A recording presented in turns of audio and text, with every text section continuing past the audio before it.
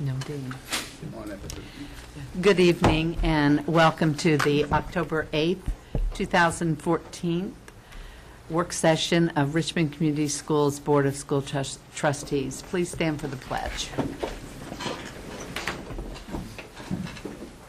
I pledge allegiance to the flag of the United States of America and to the republic for which it stands, one nation, under God, indivisible, with liberty and justice for all.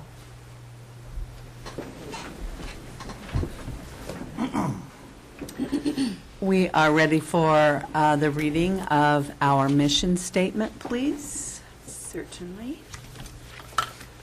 Richmond Community Schools guide students on pathways of learning to a future of limitless possibilities.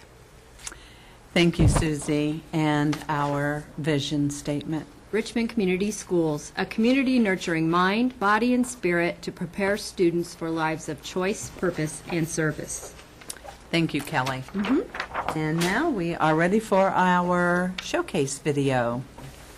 Got to set it up a little bit. Okay.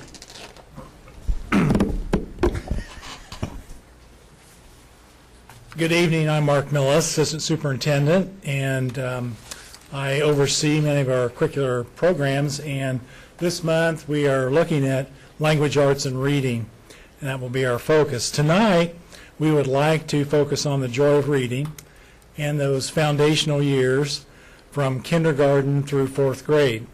Probably mixing in preschool because they're so much part of our programming.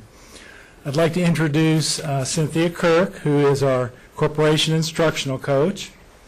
And if she'd come forward and at least be here as we run our video.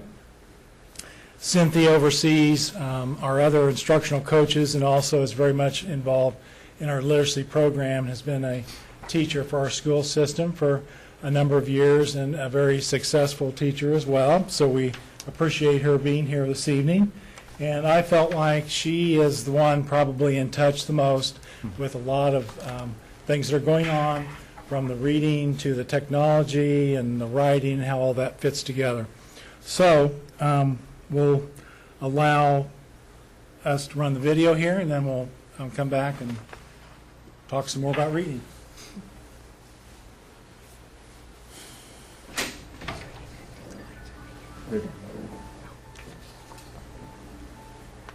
I work with instructional coaches in each building and in classrooms, wherever kind of the call is. I think the purpose in the position is to help unify what coaches do in all of the buildings, to help make sure communication happens between what's coming out of our curriculum instruction office at central office, because there's so much that's new.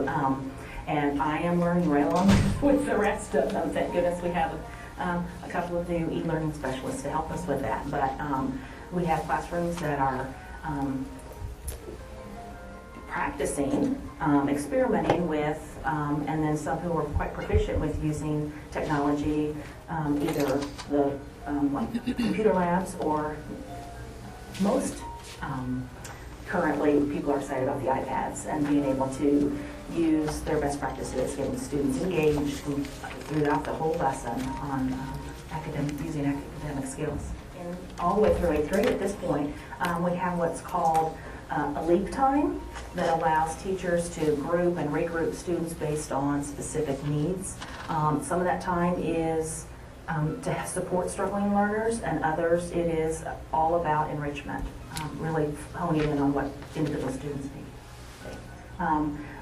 We obviously see, and I think that's one of the things that reassures me about the data, is that we see where we've grown, and then we see where we need to go back and do that study and figure, okay, what would work here?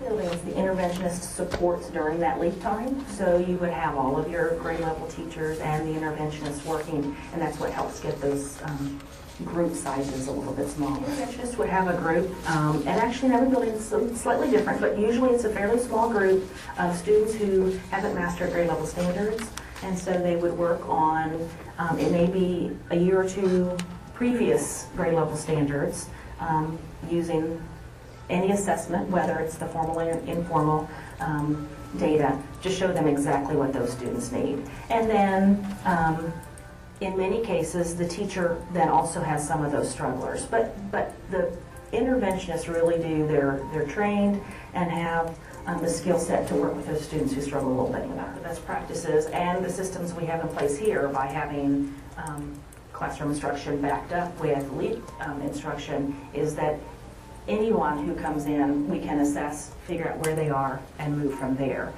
So yes, I think it does support the growing numbers of students who are learning English. Excites me about reading in Richmond just is that we've been dedicated. We've been focused on reading for a long time, and that I get excited about not only holding true to the best practices that we learn, but also being able to tweak and refine those.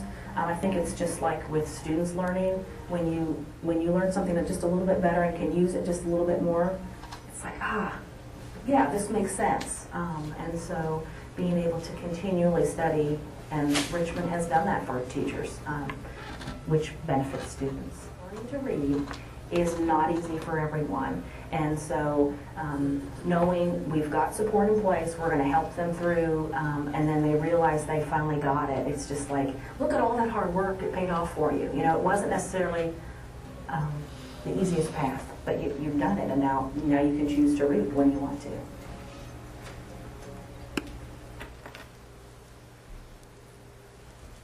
So I really enjoyed going out. Actually, two things. One, I learned about the high school TV program, and that was fascinating to watch those students. So I appreciate being able to work with them. But really going out and seeing these lessons, often I'm in positions where I'm brainstorming, problem solving, but to get out and really see the strengths in our district was refreshing for me.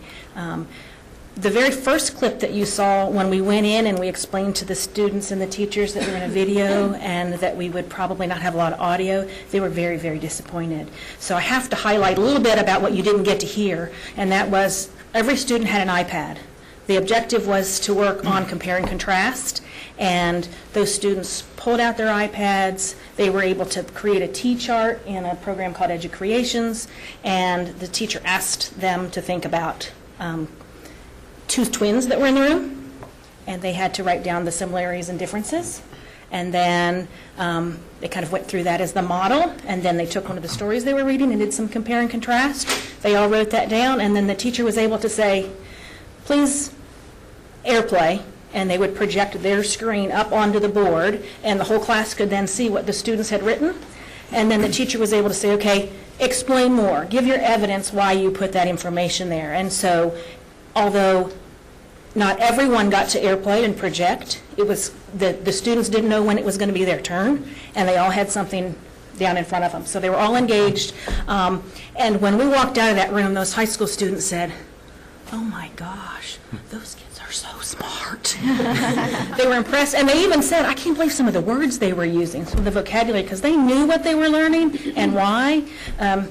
Mrs. Brush, the teacher in that classroom, had projected at the beginning of the lesson, this is the standard we're working on, why do we need to use it? And so they all felt as if there was a reason why they were studying compare and contrast. They knew it would pay off in the long run. In the middle clip, when we were talking about interventions, we were in Mrs. McGelsey's room at Westview, and she has a really neat system set up there where she works with one group, she has a paraprofessional, Mrs. Lane, who's working with another group, and then she has a bank of computers so that she can, at any given time, put students where they need to be. When we were there, Mrs. Lane was working on some math, and I watched Mrs. McGelsey get students to take a text that they were reading together, they're having conversation, they go back and highlight, this is where I found the information in the text. And it was a group of students who typically had trouble with that skill, and she was able to be right there and support them through that. And then the last clip we saw was in Mrs. Barth's room, and she and Mrs. Swain were working together with well, actually separately, but I'm sure in many cases together, about who they're going to see and when, based on what students needed. I particularly liked seeing the group that Mrs. Barth was working with, because she passed out the old-fashioned whiteboard. But that still works. What she was able to do was ask them to think about rhyming and they had to create their own word that rhymed with the model that she had. She could see right away who's getting it, who's not, who needs to come in, or who needs to have support come in right behind her. And then the last few clips, which I love just as much as the rest, are those students who were around the room with the big books and the individual books. Those students were independently reading while both Mrs. Swain and Mrs. Barth were working with small groups. And those groups would kind of move around, and students would move from one task to another. We weren't there long enough to see all of that happen, but when we walked in, nobody stopped doing what they were doing. They all had a purpose, they knew what they were doing, and they stuck with it. So it was really a delight to see. Thank you for letting us share. Thank you.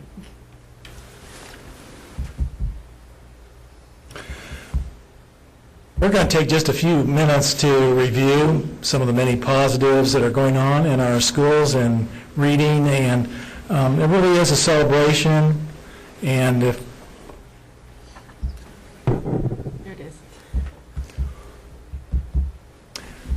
it is a literacy celebration, and I think that we have many things to be proud of, and I'd like to walk through some of those. We are a literacy-rich tradition in Richmond Community Schools. There has been a commitment to reading research, professional development. Reading has been a major goal for our school corporation. And if some of you out there watching, if you've watched some of our meetings in the past few years, you know that the focus has been on reading goals, and also making things enjoyable for our students so they will love reading. We have reading coaches in every building, and we also provide training for teachers every Tuesday. Many of those days are devoted to reading, language arts, and writing. We also have level libraries that probably, I think, are some of the best level libraries in Indiana, maybe the country. We've devoted a lot of dollars to that. We have many books available, and when that student is at a certain reading level, he's going to be able to read and then be challenged to go to the next level. We've participated in the third grade academy during the summer. We've talked about that on several occasions, but we've had hundreds of third graders who have gone through third grade academy since 2008, I believe.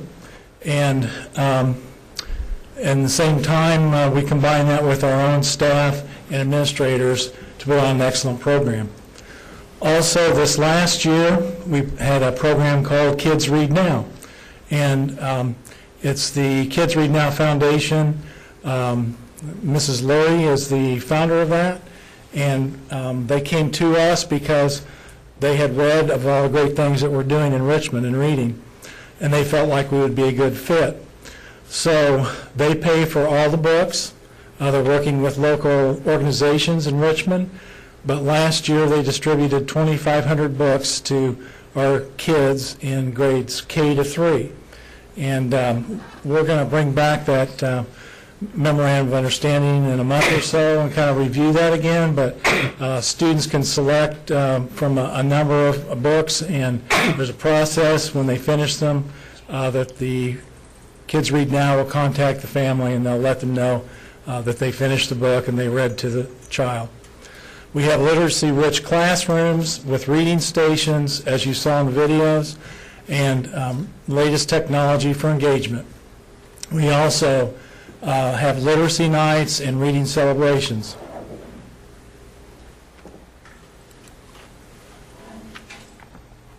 In previous presentations, we've had many of the pictures of the persons involved. I don't know that we could put all the people up there that are involved in reading instruction in our schools, because I would say probably 60–75% of our staff members that are teachers and paraprofessionals and other persons involved with a classroom, all of them deal with reading vocabulary and have an impact on our students. But we have many, and at the K to 4 level, we have 95 regular classroom teachers, 6 instructional coaches that work in each of our elementary buildings. We have 8 interventionists who work with students that are behind in their skills.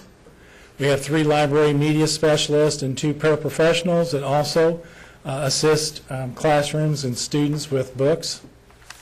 23 exceptional education teachers, preschool exceptional education teachers. They, of course, work with students before they enter the kindergarten level. 8 preschool instructors, 8 special area teachers. I think if you recall last year, Ryan Higgins, our Teacher of the Year, was up here, and he talked about literacy activities that they do in physical education. So we really have all of our teachers focusing on that. 2 English language learner teachers and 4 interpreters that help with students that are learning English as their second language.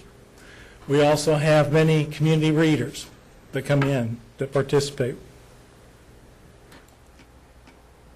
We have a commitment to Indiana's Reading Framework, and really we've probably had this commitment for a number of years, but it came into place several years ago, along with the 3rd grade assessment, and we'll talk a little bit about that. The big 5 would be phonemic awareness, phonics, vocabulary, fluency, and comprehension. This is a picture several years ago, our 3rd grade academy. You're aware that we have our students go on site. Through the foundation, Mr. Josie and Mr. Ahouse, who was a former board member, started the 3rd grade academy, and they use the power of a site for kids to be able to visit some of these locations. Maybe they've not been there before. That's where they actually do their learning. In this case, they're doing some reenactment of some famous Americans, and they bring that into each site. So they try to develop a level of learning and also work on those skills that they need to improve on. It's another site. We have a couple of groups that are at Earlham College, the Wellness Center, and Earlham has just been a tremendous partner. Love the activities. Come back to Earlham, and they have lunch and meeting time. So Earlham has been a great partner. Kids Read Now, just briefly, we're getting feedback from the foundation, and those are a couple of quotes. Grandmother Elizabeth Starr Academy. The books were something just for him with his name on them. It was like getting a gift each week. He was so excited. I feel his skills improved this summer. Another parent at Vail, he loves to get books. He loves the shark and dinosaur books especially. Really enjoys being read to, and he gets excited when he gets books in the mail.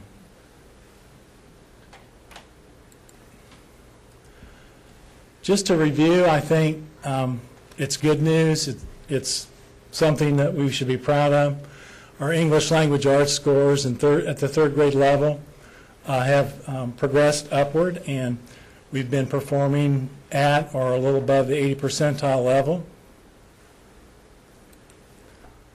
4th grade, those last 4 years, we've been above the 80 percentile. Again, something that we can be very proud of. 3rd grade I Read 3 test, we've been above the 90% for 2 years now, and that just takes a lot of effort on a lot of people's part. Not only the instructors who are working with the kids, but also there's just a continuous effort in terms of the people involved with the data, setting up the retest that takes place in the summer, and all those factors go into making those kids successful. What's ahead? We are working on and have finished new curriculum maps with the Indiana standards, which have been revised now in the last 4 years. And we'll be providing, again, standards-based assessments, and we're working on those. If you recall, we are not doing acuity anymore. We're going to form our own assessments. We're working on a writing instruction. I know Cynthia's worked hard at that, and we have each grade level certain assignments and rubrics that we're working on. Student data binders, where students track their own growth and data. And classroom data walls. Each building has one large data wall located somewhere in the building where each student's progress is tracked, and in the classroom we're going to begin working and projecting data and performance. During the summer, again, we'll have our summer school and our third grade academy.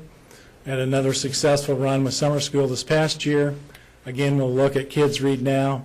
Also, our iPads, and we have more carts that will be available in every school, and be using more instruction along those lines.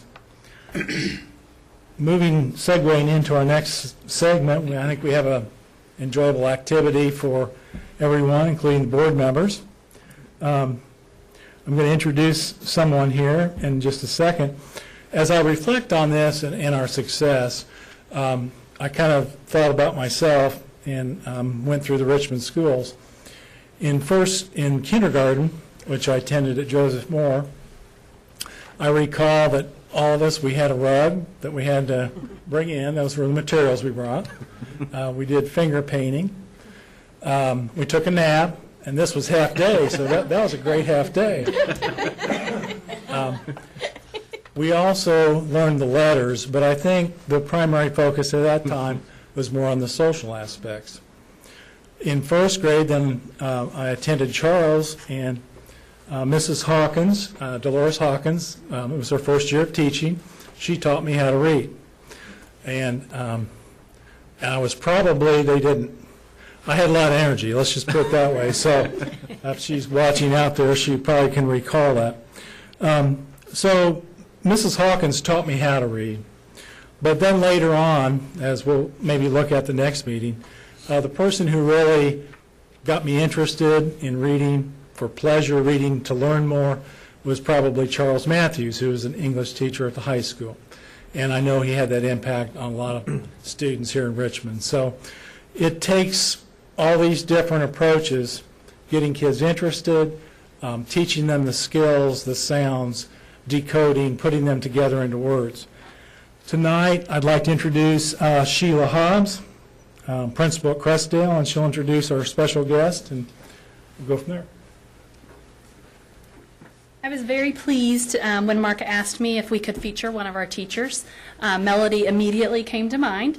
She is in kindergarten classroom at Crestdale.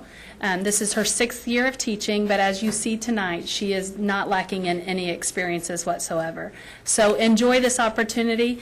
When I get to go to her classroom, I enjoy every opportunity that I get to watch her teach. So she was a little nervous, but she was really excited after she got to come over and manipulate some things. So just enjoy what Melody has to offer tonight. I'm sorry, I didn't tell you her last name. Her last name is Williams. Miss Williams, known to kindergartners. Melody Williams in her 6th year. Thank you. Thank you. Let's see. Get this logged back on. I told them not to make me do my password because my hands would be too shaky to enter that. Thank you. Well, to start, I'm going to ask the board members to bring their chairs, and a few of you over here and a few of you over here, because you're going to be participating in this tonight. I thought this was supposed to be enjoyable. It will be. That'd be awesome. You're lucky you're getting a chair. Thank goodness. We thought about having you sit on the floor, so this was a better alternative. Well, yeah, that's what Crisscross applesauce. you'll be here to talk about. Yeah. And lift some people.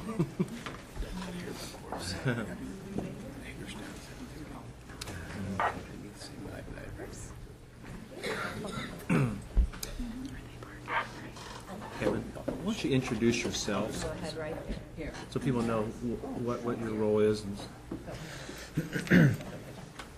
I've been asked to participate as well. As some of you know, Kevin Shamel, one of the new e-learning specialists, and this is an example of we have a variety of levels of experience and willingness amongst our teaching staff to really embrace this. And you think about what our charter is, what our role is. It's less about how do I teach, and it's more about how do kids learn. And it's really trying to adjust our practice as professionals to really have the greatest impact on our kids. So this is a perfect example of the types of things that we have to work on less with Melody, because she's embracing it. She's willing to take chances in front of the kids, and the way she uses us is to continue to vet things and bring her ideas to really make the most of the experience. So I'm just going to help her out a little bit today, but this is all about her. I can't hold these because I need to be able to touch. So. Well, I'm here tonight as a kindergarten teacher to show you some of the foundational reading skills that we're using to integrate with our technology. And to start off, so that everyone participates and is involved, I wanted to show you this free website called ClassDojo.com. ClassDojo is mainly for behavior management that you can use it, and it's used district-wide here at Richmond. You can also use a special button on here called the random button. And that random button helps select students so that they're constantly engaged at watching if their name's coming up. And in kindergarten, they love to see any name, their friends' names, their name. So it's something that they recognize and they use. So I will be using that to have you guys participate tonight. So as you can see, you each have what we call an avatar. And whenever I need someone to participate, I'll be touching our random button. And then, for example, Aaron would be my one who is going to participate. And as further using as behavior management, this would be something that if I catch him doing something well, he's participating with us, he could get a point for that on the Class Dojo. And that's how it can be used for a behavior management tool. So be ready for that. The first thing I want to show you, I'm sure many of you are aware of our staple kindergarten book, Chicka Chicka Boom Boom. It's kind of a rite of passage for kindergarten students to hear this at the beginning of the year. It introduces all the alphabet letters to them, uppercase, lowercase letters, and there's so many activities that can be involved by just this one great big book. And I have a Smart Notebook file that's from the Smart Exchange. It can be downloaded. It's downloaded for free. This whole file that I'm going to show you is all about the book Chicka Chicka Boom Boom that can be related to it. This can be related in reading, math, and science.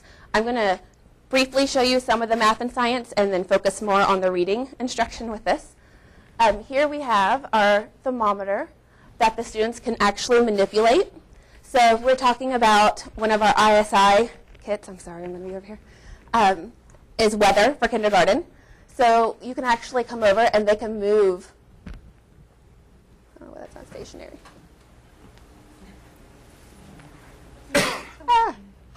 Well, it worked this morning. That's how it goes with technology, right? But they can move this up and down and tell what the temperature is, and it actually gives a numerical value at the bottom. So we'll come back to this throughout the year for our weather, and the students can actually use that to do that. With literacy, we have our Chicka Chicka Boom Boom tree, and this is all about placing the letters along the coconut tree. And part of what kindergartners need to learn is the uppercase and lowercase letter. And what the nice thing about this is that they actually color coordinate them to help struggling students. So if I have a few already on here, so my next letter is E. If they are familiar with the uppercase E, it helps narrow it down for them by finding the lowercase e that's the same color. And they can actually move and manipulate that. And I'm going to get a volunteer to come put our next letter on for us. So we're going to go back to our Class Dojo. I know you're nervous. Who's it going to be? Dixie. So, if you could come up and find F for us. Oh, can't see it. And then find the lowercase f, and you know it'll be a dark purple because the uppercase F is a dark purple. Good thing you told her. There you go.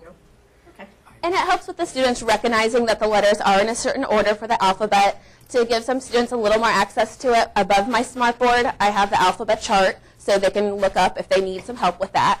And it helps engage the other students because the students who are sitting on waiting for their turn are looking up at my chart above trying to find where they're at for the next letter. And a lot of times we'll have them point to that letter, keep your finger on it till they find it, and move on to the next letter.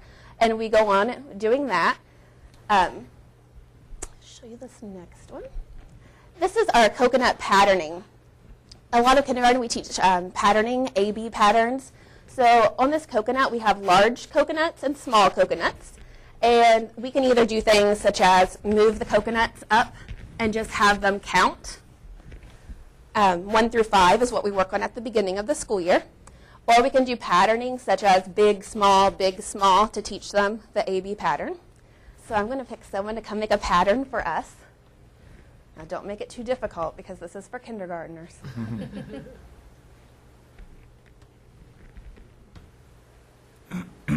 So Jeff, you can make a coconut pattern for us. Any pattern at all? It can be any pattern. We start off with A-B patterns. So you could do big, small, big, small.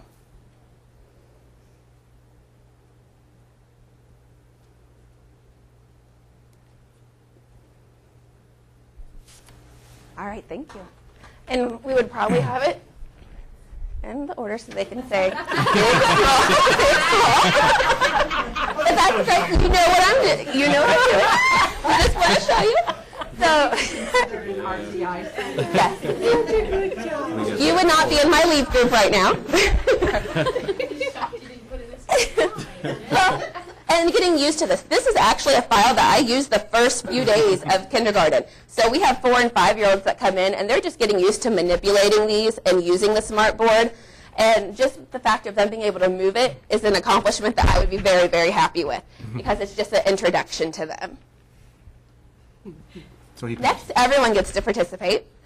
We have our T chart on here, and we use our high-frequency words yes and no, which we teach towards the beginning of the school year. You will see all of your names on here, and you're each going to get to come up and identify your name, which is the standard that we have in kindergarten, and you will move your name to whether you like coconuts, yes or no. And this helps with a lot of students do come in not being able to recognize their name. We do things like process of elimination. So if a student's struggling with that, we might say, Linda. What does Linda begin with? What sound do you hear at the beginning of Linda? And then that would help some of the students say, oh, an L. So we know that person's name starts with an L, and we can help find it that way. So this does help with our identification. So Susie, if you want to start.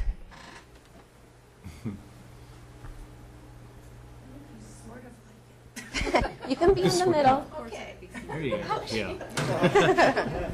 Linda.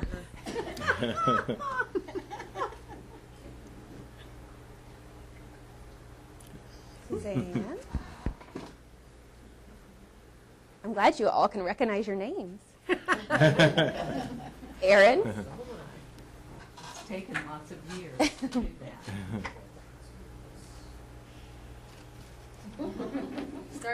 Oh, yes, you did. Jeff. Wow. Ellie. I could have moved yours for you last time.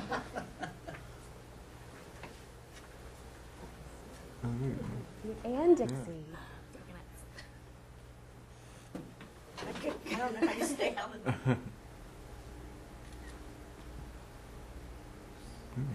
She must really love it. She really likes it. And I should have started by telling you that this is an older version of smartboards because it's a portable smartboard. If you notice me trip on this, like I saw a few people do, that's because ours are mounted to the wall, which also causes there not to be such a harsh shadow on this that the kids do not have to do that. My students actually have their own little step bench that was made from the high school that helps them to reach it because they are shorter. So this is a different version of it. But after we did this, we would look and see. I doubt I would have a whole lot of kids do what Susie and Erin did at that point. But that's okay. And we would count and see, is there more that like it? Is there more that doesn't? Integrate it into math that way as well. Here we have letters that are lost, and you have to put them back in the order. And again, this is something that we use a resource as far as my ABC chart above for. So we have the letters A through F, and they break them down into each boat. You can do this two ways. If you're just working on letter identification, you could have them just find the uppercase letters. If you want them to find lowercase letters, again, they are coordinated so that it helps them find them faster. So I'm going to take a volunteer to just come put any letter they want in a boat. Usually kids pick the letter of their name because that's the one that they are most familiar with. Susie.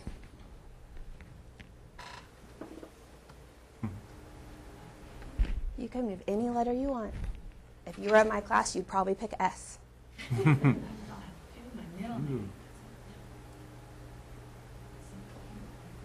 Yeah, you gotta put all the way in the boat.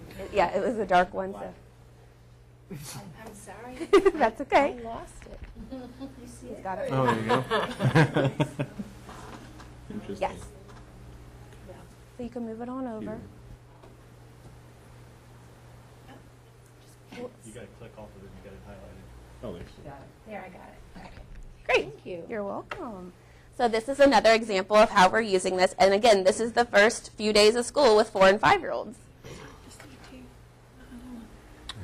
Next is one of our favorite activities, and this is the difference between real words and nonsense words. And what we do is you can tap the dice, and they will spin, creating a word. And what we do as a whole group, we all together stretch it out. So we would say, duh-idge. And then we would talk about it, and I would ask the students, thumbs up if it's a real word, thumbs down if it's a nonsense word. So you guys can show me what you think. Duh-idge, didge.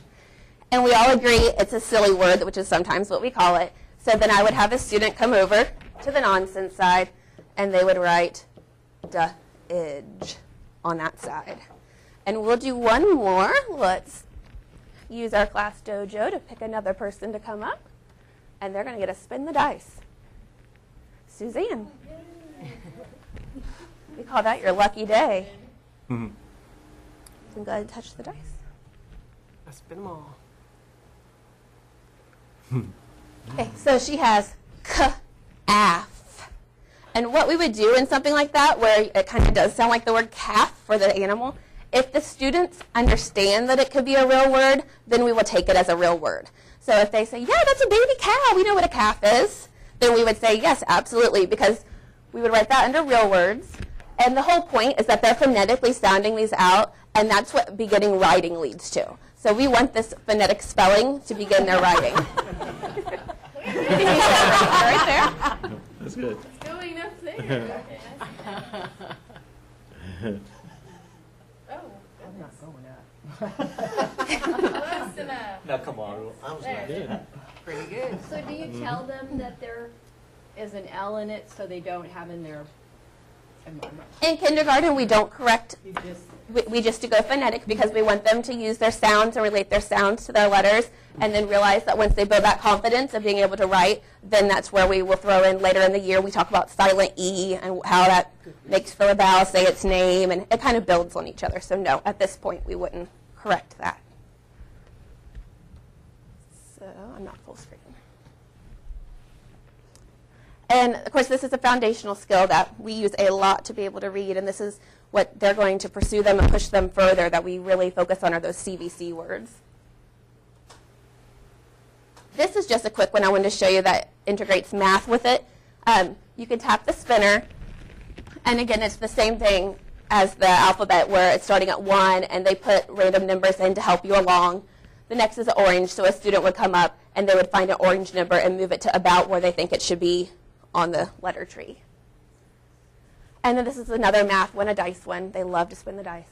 And again, we're doing numbers 1 to 5 at the beginning of the year. So this is just for them to be able to recognize that 4 dots is the number 4 as well, which will help with their math facts later on. This is a cute one I had to throw in here because it's the firefly at night. And if I wanted them to practice counting to 5, I could throw up some fireflies here and then have a student come up and tell me how many. The rest of the students would be engaged by showing me with their fingers how many, while the other student comes up and counts them. And then this is with our sight words. We do use this. They tap the book, and a sight word will shoot up. And all together as a whole group, we would say, can. And another student might come up and tap the book, go. And 2, because the purpose of our high-frequency words is that in kindergarten we say they need to know them in a snap.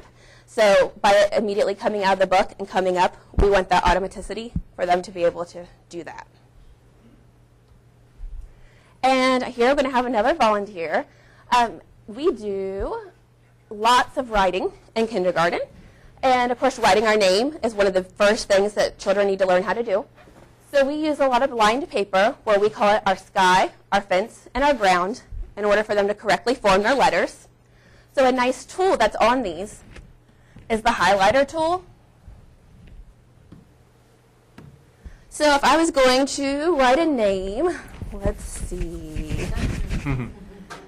Let's say Linda was having a hard time writing her name and forming her letters correctly. I, as a teacher, could use my highlighter, and I could write it the correct way using my sky, my fence, and my ground. And then I could have Linda come up, and she could take one of our markers, so you can come on up, and she would trace over top of mine to get the practice of forming those letters. And then the students also do this on actual lined paper at their seats as well throughout different parts of the week. And so it kind of relates it back to them that they're watching it done up here and seeing it, and then they're also applying it as a whole group. So if someone says, but I didn't get to write my name, they're going to get a chance to do that on their own, on their paper. Very nice. Be very happy with that. So this was my Smart Exchange file that I wanted to show you. The next thing I'm going to show you is from my iPad.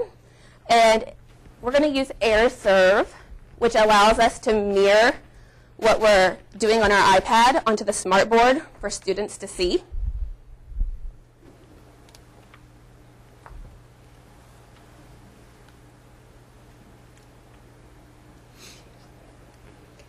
Do we authenticate?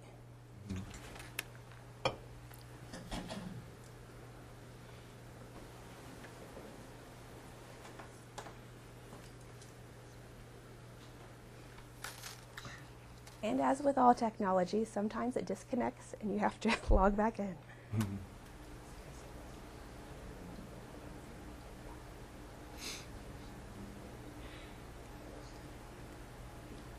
Okay.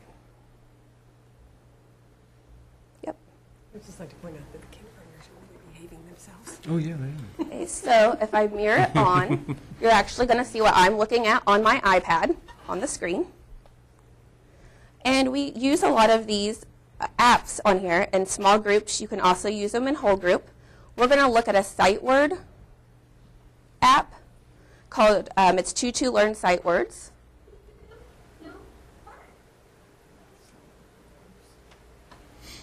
It's not, they can't do it without the sound.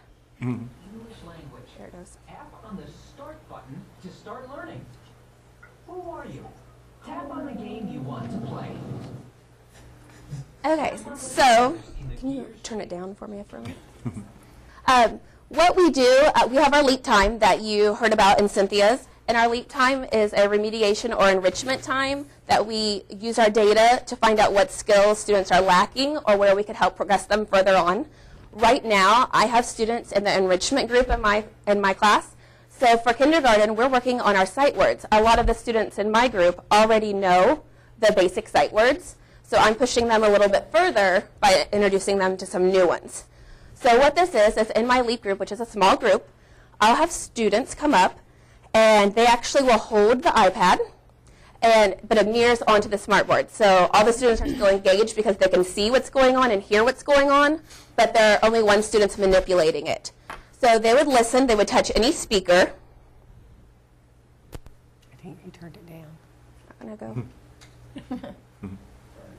Oh.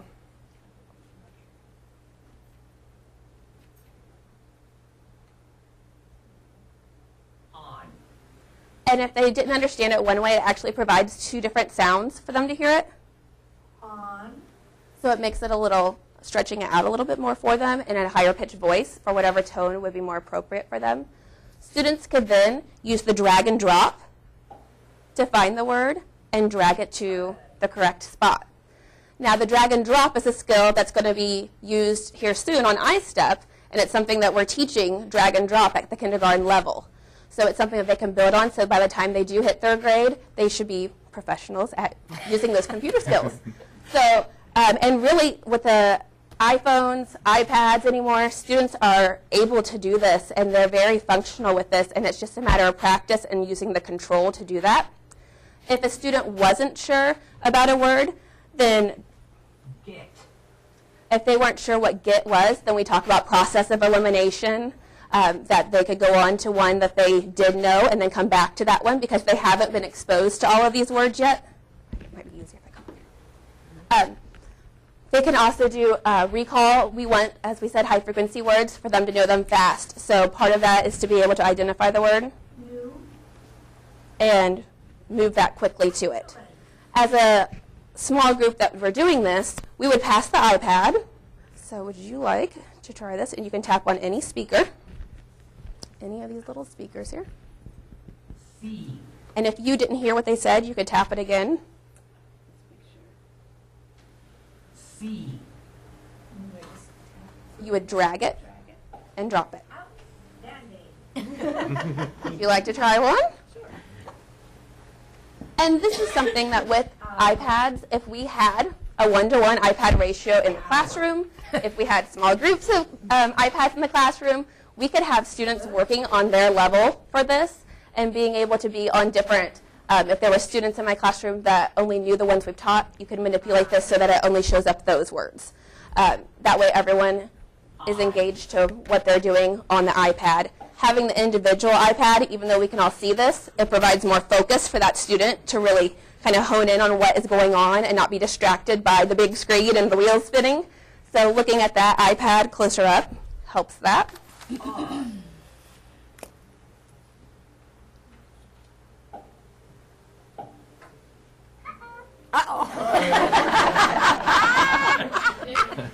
I wanted to see what would happen. I didn't know. Well, you can write your name, so we'll let your sight words slide. Right. You need to have a point taken off on Yeah, the dojo might not be a good listener for that one. So do you have a cart? We do have an iPad cart, and I was going to talk about in the next part, Okay. but I can go ahead and... You're giving a plug for... I'm giving a plug because the iPad cart is a hot item, so it's hard to get. If it's something that you would keep in your classroom, you would have access to this all the time. Your paraprofessionals could help you in small groups by doing that. I could pull a small group. Students independently can do this type of game. They're used to playing games on their parents' cell phones or whatever it is that they don't really know that they're learning when they're doing it, but they are, and it keeps them engaged with that. How many iPad carts do you have in your building? Right now we have one, but I think we're on our way to getting 2, hopefully. As soon as our Title I is approved, yes. That would be what we like. We have one in our building. Did you want to try one? One. Very good. Positive reinforcement. Act.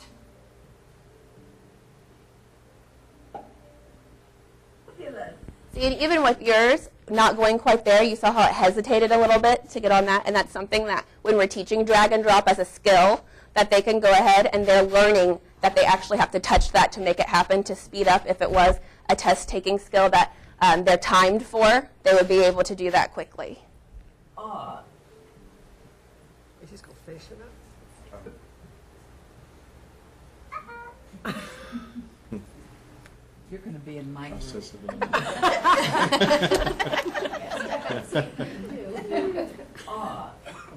Which is the A they're doing. Redbirds. Yeah, like For that is a different one because we teach it A. There are a few, depending on the site that you use, they do say it different ways. But that's something that students also have to be familiar with, just like that funny Q and that funny A, they have to be exposed to that stuff. The last thing I'm going to show you is a website that we're using a lot in my room right now.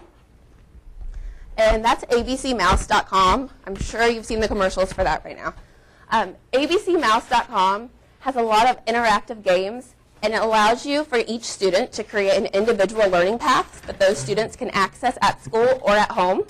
So I have all my students input into this, and using my data from FAST, I can see what skills that they need to work on, and I can actually put that in their learning path for them to access. So this is where I was going to talk about the iPads, because we are going to be using our iPad cart, and we're going to have the students come in at bring it into my room, and everyone will be able to log on to this, and although they're all on the same website, they're going to be able to use their own individual learning path that's created just for them for the skills that they need to work on. So if we had something like that all day long, they could be using that all day long. When they go home, can they also log in from home? And practice Absolutely. This is the first year I've used it. Teachers get a free account to this, and it actually comes with a password that students can log in from their home computer and continue the learning path at home so their parents can see what skills they need to work on as well. It's the same as Success Maker that's building on things. It's just individualized for the student. I've had a lot already of parents log in and have their students working on this. If they use it at home, is there a cost that goes with it? No. There is only a cost if they do not go through and enter the code that prints out for them, but it is free for them at home just because they're a student in my class. And it allows you to go in and add students, because I was worried if I add all those students and someone new comes in, are they going to be able to access it for free as well? And they can.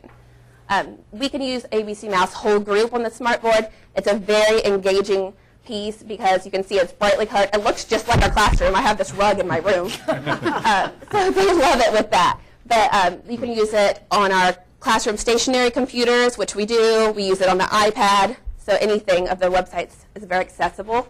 We're going to look at a game, and we're going to do a reading game. It can break it down into reading, math, and different categories. Too far. I might have to do this back from the computer. I won't make it too far. Part of having an older smartboard is that it does not calibrate quite as well. Let me try from here.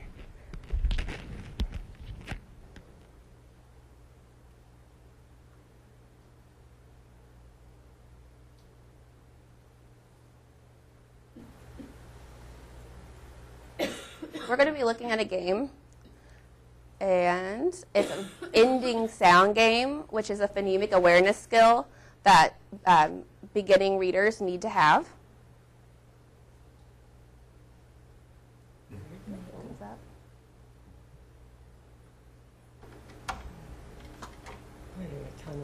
There it is. Lake cleanup. Lake cleanup. Help clean up the lake. Use your net to scoop up the thing that has the ending sound that matches what you hear. Click here to play. So on lake cleanup, and I'm going to wait a second to click here because it's going to keep talking to me. But like I said, it has the ending sounds of words, which we're teaching from day one in kindergarten. We talk about beginning sounds, ending sounds, and they have to have those foundational skills to be able to write and then be able to decode words later on. So lake cleanup. Which thing ends with the sound bud, dog, ham? So then what the students do, so the whole class is engaged during this. We use it a lot as whole group. If they thought it was the first one, my class would hold up a 1. If they thought it was the second one, my class would hold up a 2. And if they thought it was the third one that ended with a they would hold up a 3. So everyone's making a decision. And we make it a little sneaky in my room because we don't want everyone just looking. So we have to hide it behind our hand. So if you want to hide it behind your hand so no one can see, so you're using your smart brain. And then we can have someone with our dojo come up and find the correct answer. Which thing ends with the sound bud, dog? So Kelly. We just told you. Well, that's why you have it hidden, so that you know it's you and you're not showing her. So you take the net and you slide it over to the answer. Ham, use your net to scoop up the thing that has the ending sound that matches what you hear. So then they would go. Good. You gotta scoop it a little bit. Which you would be familiar with that. You gotta scoop it. Bud, dog, band. And I didn't hear it. Did anyone hear it there? Which thing ends with the sound So which one would end with the sound duh? You would get your secret hands up here and you would put your answer. And then whoever is doing the actual manipulating and whoever's turn it is will come up. So I'll use dojo one more time because I know you guys liked it so much. Use your net to scoop up the thing that has the ending sound that matches what you hear. Linda will be our last volunteer tonight. Scoop up what ends with a D, and we all have our answers. Scoop it. All right. Scoop.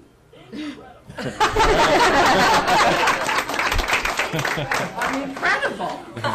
So these are just a very few of the things that we're using even in kindergarten to help with our literacy, to help students get those letter IDs, those beginning sounds, and all those foundational reading skills that they need to progress through, as well as learning all those computer skills that they're going to need for their test-taking strategies in the future.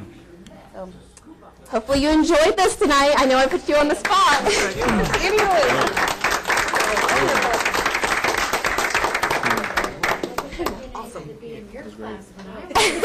Well, thanks. Yes. Although there is an art app on there that they can paint with their fingers if they need to. This one's mine.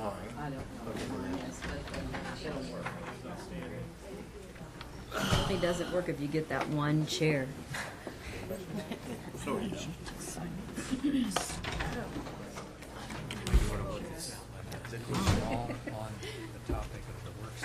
We're all worried that we're going to get that one.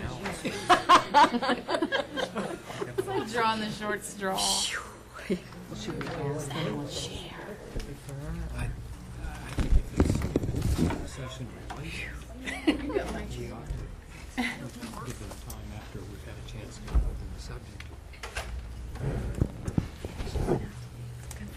Well, thanks again for that great presentation. And we're working on that technology piece. I know you're ready for it to happen right now, and I don't blame you. It seems as though you have lots of knowledge about where you can take your children. Susie? I just have a technology question. Could I ask? When on those iPad or laptop carts, I'm assuming that they don't stay, when they're on the cart, are they charging? And so, okay, and so. Well, there's two things. They're inventoried and they're charging, so that we know if we have 30, you know, the classroom teacher or the student helps inventory them when they come back, and then they're stored in there, locked up. So I guess three things: they're secure, and then they charge overnight or next time. And So one other thing too is if we want to install an app, we can install it simultaneously to all 30 all of of them them at once. from the cart. And so how many uses can a cart sustain in a day? the iPad batteries last about 6 hours, so they do for a full day at school. So. Okay. What is the cost of a cart, roughly? Each iPad is $479, and then the cart itself is another about $1,300 or $1,500. So, but mathematician, 15,870. So it's, if anyone out there would like to sponsor a cart, call us. With iPads. Put a nameplate on it. I'd also like to say, she didn't learn this overnight, even though she could, but it was that commitment a few years ago to say, hey, we need smart boards to go along with the reading, the Success Net, and the professional development. We put in a tech integration specialist a few years ago with Jim Mogoski, and now you have the e-learning specialist. We got the iPads last year for the teachers, so it's that commitment from the board and from, say, the cabinet and different areas that help us get to this point. So it looks great, it works great. You have a lot of student engagement, but it is a commitment from all of us, so we should be Well, it proud sure of that. So. beats worksheets. Well, she sure makes it look seamless. Yeah. And a lot of teachers do out there. yeah. So, yes. Yeah. So, and also with the carts, isn't it recommended that the cart go into the classroom? I mean, like you couldn't, can you check out like 8 iPads, or does the entire cart go to the classroom? We've had some where they might have stations where you might only need 5. For example, Vail, we've done that over there, where we've put 5 or 8 in some classrooms and so forth. But we really encourage that full cart use because we want every student engaged. Okay, well, thanks again. we were able to purchase 5 for small group instruction through Title I. So we have a cart plus 5 for small group instruction. Okay. So you have to be the first one to sign up in the morning, right? We actually use electronic sign-out sheet Okay. through our calendar system, so Oh, I see. I can see that, so. Yeah. Okay, great. Our next thing is public commentary, but we would like to hold the public commentary until after our work session, if that is agreeable with everybody.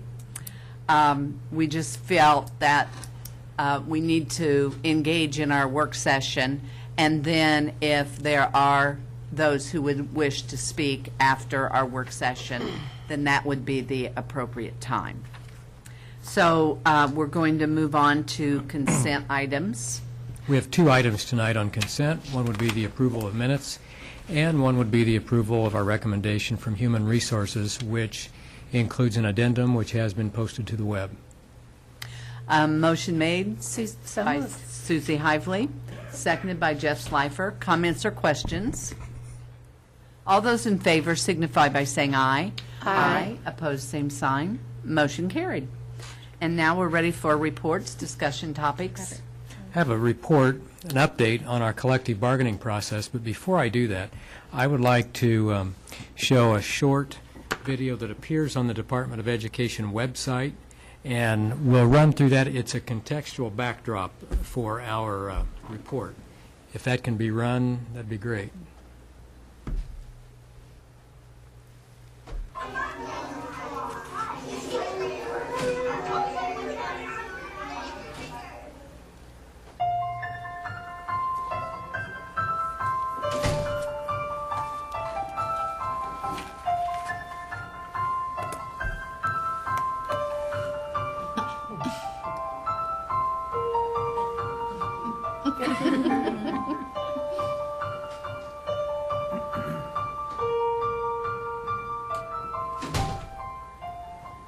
I'm Glenda Ritz, Superintendent of Public Instruction. This is part 2 of my series called The State of the Classroom. The focus of this conversation will feature our K-12 Indiana educators and their profession. Next to parenting, it is teachers to whom we entrust our children to learn how to be learners, to lead the K-12 education system knowing they have opportunities to be productive and happy citizens of our state. In Indiana, there are over 62,000 public school teachers to serve over 1 million students. As I travel 2 to 3 days per week around the state visiting community leaders, organizations, and schools, I see awesome teaching and learning. Indiana can be proud of its teaching force and education leaders. So why all the talk from educators themselves about being disrespected as a profession? To delve into this question, we must look at the education system in which the teacher is expected to teach. I knew I wanted to be a teacher in junior high school and confirmed my desire in high school when I took a course called Cadet Teaching. Upon getting my college degree, I began my teaching profession in 1979. I worked in an education system that nurtured my teaching abilities and professional training to really engage students in their learning. But things changed in 2001 when the U.S. Congress passed the No Child Left Behind Act. This federal mandate catapulted our teaching and learning into an era of test-centered system.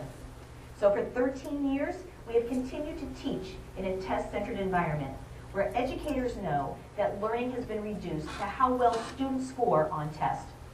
Federal and state government no longer trust teachers to assess students. Instead, performance on high-stakes standardized tests is the goal for student learning and the measure of teacher quality.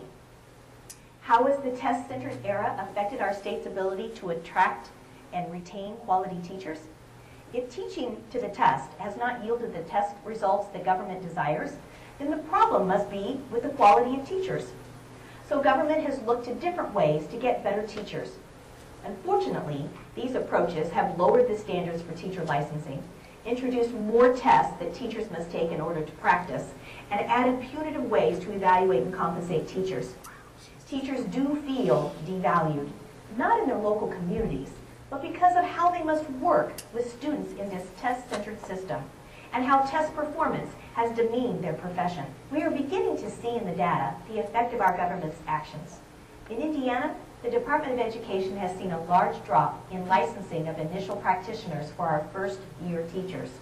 In 2012-13, we licensed 5,844 teachers.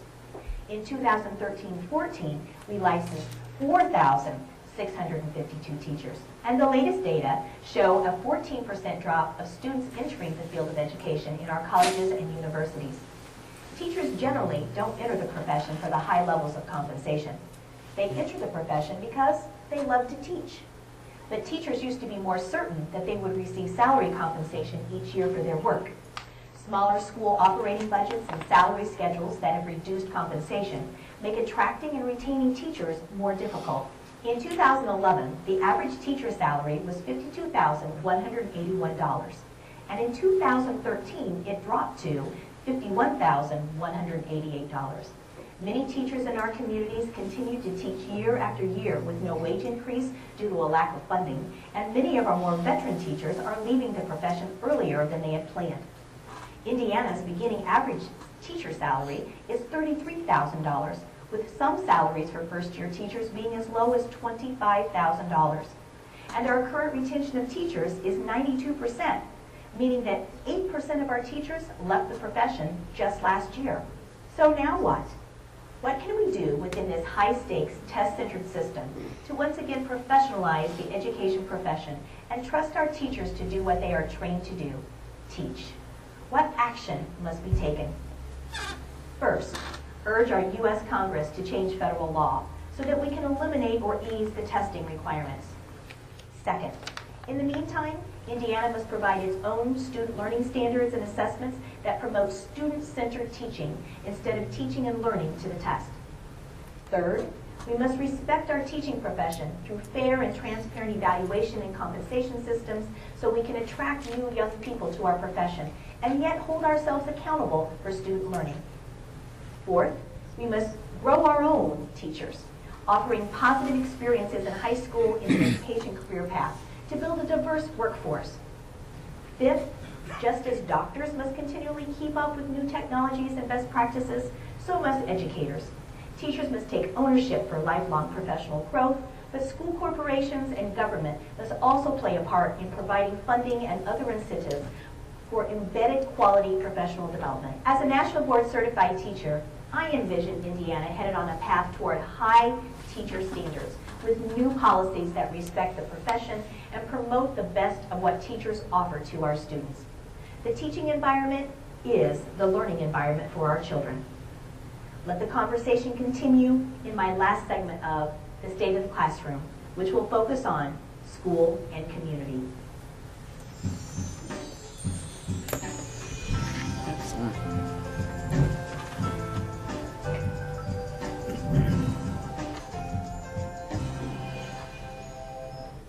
Against that backdrop, I thought it was important, I think it's important to emphasize, and is Kelly McDermott here? Yes, she's here, president of the REA, the Richmond Education Association. I think it's important to emphasize that though we have crossed the statutory threshold into an impasse category, we are working very intensely together. I don't know how far apart we are. There's actually money on the table, and I think it's a testimony to what the board would like to say to the teachers. And what the board is willing to say to the teachers is that even in a situation where we have fewer students, our enrollment actually dropped by nearly 40 students, even in that environment, we are willing to put out there resources to enhance the financial well-being of our staff. How long we can do that is a good question, but we are determined to increase not just the learning capacity and the learning product, but we're also determined to increase our student enrollment and the well-being of the system. We'll be talking about that in just a little while. But we have reached out to the REA, though we are in mediation, we can have informal bargaining, or formal bargaining for that matter, before we work with a mediator. And that's what we would like to try to do. Scheduling is very difficult, but that's where we are right now. We ran out of time, essentially, at our last meeting to move forward and to make some good things happen. Good things did happen, but not enough good things happened for a settlement. So we would like to see a settlement, and I know the REA would too. I would invite, though she didn't know that I was going to do this, I would invite Kelly McDermott to come to the podium and speak if she wishes to. This is a surprise to her. She doesn't have prepared remarks. She always has words ready, though. Honestly, I don't really have any great words of wisdom other than to echo what Dr. Borf said, that one of the things that I think Glenda Ritz made clear and Dr. Borf has made clear, and I know the board has made clear, is that Richmond Community Schools values its teachers. Unfortunately, the financial situation that we are all working under and is not of our own making presents a lot of challenges, and I think that's part of the struggle right now, is to try to recognize teachers through compensation in addition to all of the other things that we try to do through the Richmond Community Schools, but to use the resources available to show that recognition in a financial way. I think it's pretty clear that as president of the Richmond Education Association, I feel like we do not do enough to compensate teachers who are professionals for what they are really worth and for the amount of education that they have. But that's an issue that's larger than this particular issue. But I think Glenda Ritz does a nice job of addressing that in those videos that she's put out. So I am hopeful that through the course of the next couple of weeks that we can continue at the bargaining table and potentially reach an agreement without the help of the mediator, if that's possible. Because I think that both sides would like to see this completed so we can move on to focus on our main purpose, which of course is the education of the young people that attend Richmond schools. So the next few weeks will tell, but Dr. Borf did touch on scheduling is always a challenge between everyone's busy calendars, and so that's probably been one of the most challenging things we've found throughout this whole process. So we'll continue to work, and hopefully Dr. Borf will have good news to report to you all in the near future. So thank you, Dr. Borf, and thank you to the board. Thank you, Kelly. Okay, we are ready to move on to action items. For 6.01 and 02, which have to do with our partner organizations, I turn to Misty Hollis to present the recommendation. Thank you, Dr. Borf. We began these relationships with communities and schools and the Boys and Girls Club for a relationship at Fairview, the expansion of programming at Fairview, and Positive Alternatives. Positive Alternatives started before Safe Schools, Healthy Students, but it continued with Safe Schools, Healthy Students. But these were three of the programs that our data showed really had an impact on our students, their learning, their attendance, their behavior. Especially the program at Fairview had a tremendous support system impact with the Boys and Girls Club expansion there. So they are our sole source providers, but we want to bring to you tonight an MOA for you. These three programs together will equal $237,000 committed to services for our kids. Communities and Schools is a site. We have site coordination with those, and then we have, so there's level 1 of basic needs for our students, whether that's food, clothing, shelter, those types of basic needs. And then there's level 2 services where they really do case management for our students. And then with the Boys and Girls Club, there's an array of services that happen there with learning for our students. And then the Positive Alternatives are for alternative to keep students that might be suspended. This is an alternative approach for them to do their learning in a different environment, and that suspension can be wiped out if they complete the program. So I'd like to offer those to you for approval tonight. If I can, I just want to add one other thing too. These do not pay for full services, by the way. They have other grants that they seek to continue the level of these services, or other fundraising, whether it's through United Way or whether it's through private donations that are given to help support these levels as well. Okay, let's take the first one, 6.01, Community and Schools. Do I have a motion made by Dixie Robinson, seconded by Aaron Stevens? Comments or questions? All those in favor signify by saying aye. Aye. Opposed, same sign. Motion carried. And then the second one is with the Boys and Girls Club. A motion made by Kelly Baumgartner, seconded by Jeff Slifer. Comments or questions?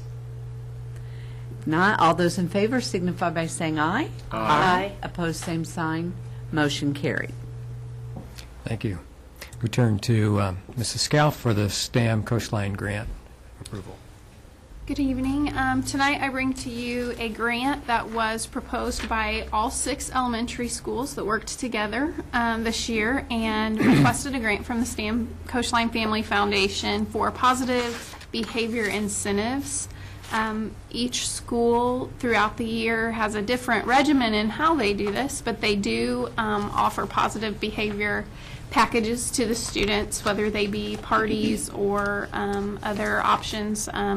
Some of them go to the movies. Some of them treat their students to an afternoon of bowling if there are no office referrals. And the STAM Coastline Foundation actually supports this 100% for each of our elementary schools in the activities that they do. So each school is offered $3,000, and I ask that you accept this grant tonight, and they will use it accordingly. Okay, motion made by Susie Hively, seconded by Aaron Stevens. Comments or questions? All those in favor signify by saying aye. Aye. Opposed, same sign. Motion carried. And now we are ready to move to our work session. And if I could just say a couple words before well, really more than a couple, but I just wanted to review, first of all, the process that we're using for this, for policy 2265. We have a policy committee that has met and has reviewed the policy, and we will be hearing what the committee, what their decision was on the policy when they met. Tonight, we are having a work session where we are inviting the public to share their ideas and thoughts about the policy. Next, we will have, hopefully, a policy that we will have the first reading at our next board meeting, and then we will have a second reading of that policy at the following board meeting. And hopefully, we will be able to adopt the policy the way it is written at the second reading.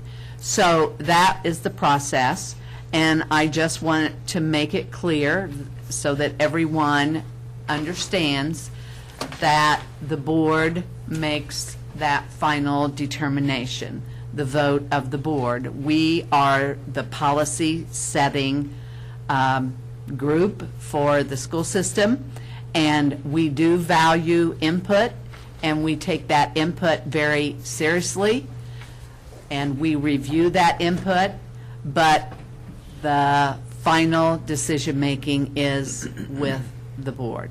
So having said that, Dr. Borf. All right, I'm going to the podium. This is a work session, and the work session involves everybody.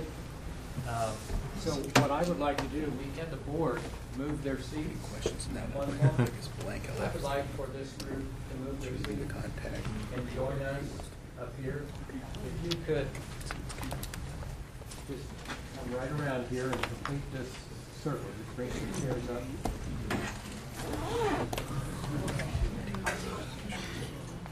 Did you just say I'm too old? I feel old today. Oh, God.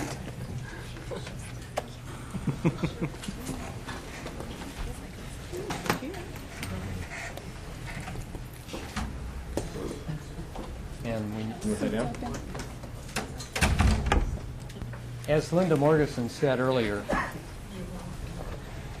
the plan is to bring a recommendation for a first reading of a policy to the next board meeting. Tonight, what we're doing is looking at what a policy review committee has produced. And we're going to go through that to some level of specificity, and then we'll move out of that, and there will be a general discussion. This is the policy that the committee has endorsed. This is a version of the policy that the committee has endorsed. It looks a little different because you see that there are some bold-faced words in here. This represents an addition to the policy. And if you can't see that, what I'd like to do is just read that. It says, Board of Trustees of the Richmond Community Schools acknowledges the significance of the role of public schools in promoting the common good of the community. Promotion of the common good requires openness to all and a determination to produce a dividend on the public investment by the local taxpayers. There was also a word or a phrase, community-based, put in there after it says the benefits of a well-planned, community-based educational program. Now, this is a significant addition to this first part. Remember that the policy is about much more than athletic and co-curricular participation. It's really about the enrollment of private school students and homeschool students. It's about much more than just participation in athletics. And so this was an important component. The common good. What are we talking about when we're talking about stressing the common good? What we've talked about is the fact that the Richmond Community Schools, not just its athletic and co-curricular, but the school system itself is open to all. It represents an openness. It reaches out. It is wide open. The door is open to all. And it's also built and functions on a responsibility to all. Students, stakeholders, taxpayers, everybody. It's open to all children, but it's dedicated. It's dedicated to the development of the community's young people, not just the students of one religion or one faith or one political belief. It's all. It's very open, and we're proud of that. We're proud of the fact that we are an urban school system that is dedicated to diversity, celebrating diversity, taking advantage of diversity, and exposing our children to as much for the appreciation of the various diverse elements of the world that they're going to be facing. We are responsible to the community, and that common good is about the development of this community. We are responsible to this community for all that we do, and we're accountable to those who sacrifice, and by that I mean generally the taxpayers. Taxpayers are sacrificing their financial well-being to make this service available to the children, to the young people of this community. So that's the impact that we're hoping to make through that piece that has been added to the very beginning. Academic enrollment is the second piece. It's the middle of the policy, and it really hasn't changed. We saw no reason to address any significant changes of any kind in that piece. But in the co-curricular and extracurricular participation, we felt that we had to specify why we even have extracurriculars. There are some who feel that you're not a well-rounded school system unless you have a set of extracurricular opportunities. And when you ask why, it becomes it almost becomes well, this is just how it's done. That's not how it's done throughout the world. You know, if you go to Europe, in a lot of places, a lot of schools, they don't have extracurriculars.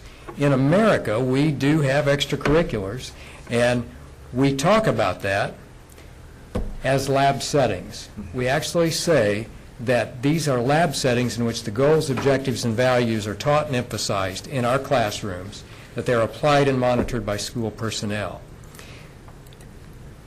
Our lab settings, and I know that sounds like kind of an odd term, but if you go into one of our science classrooms at the high school, the lab setting exists as part of the classroom.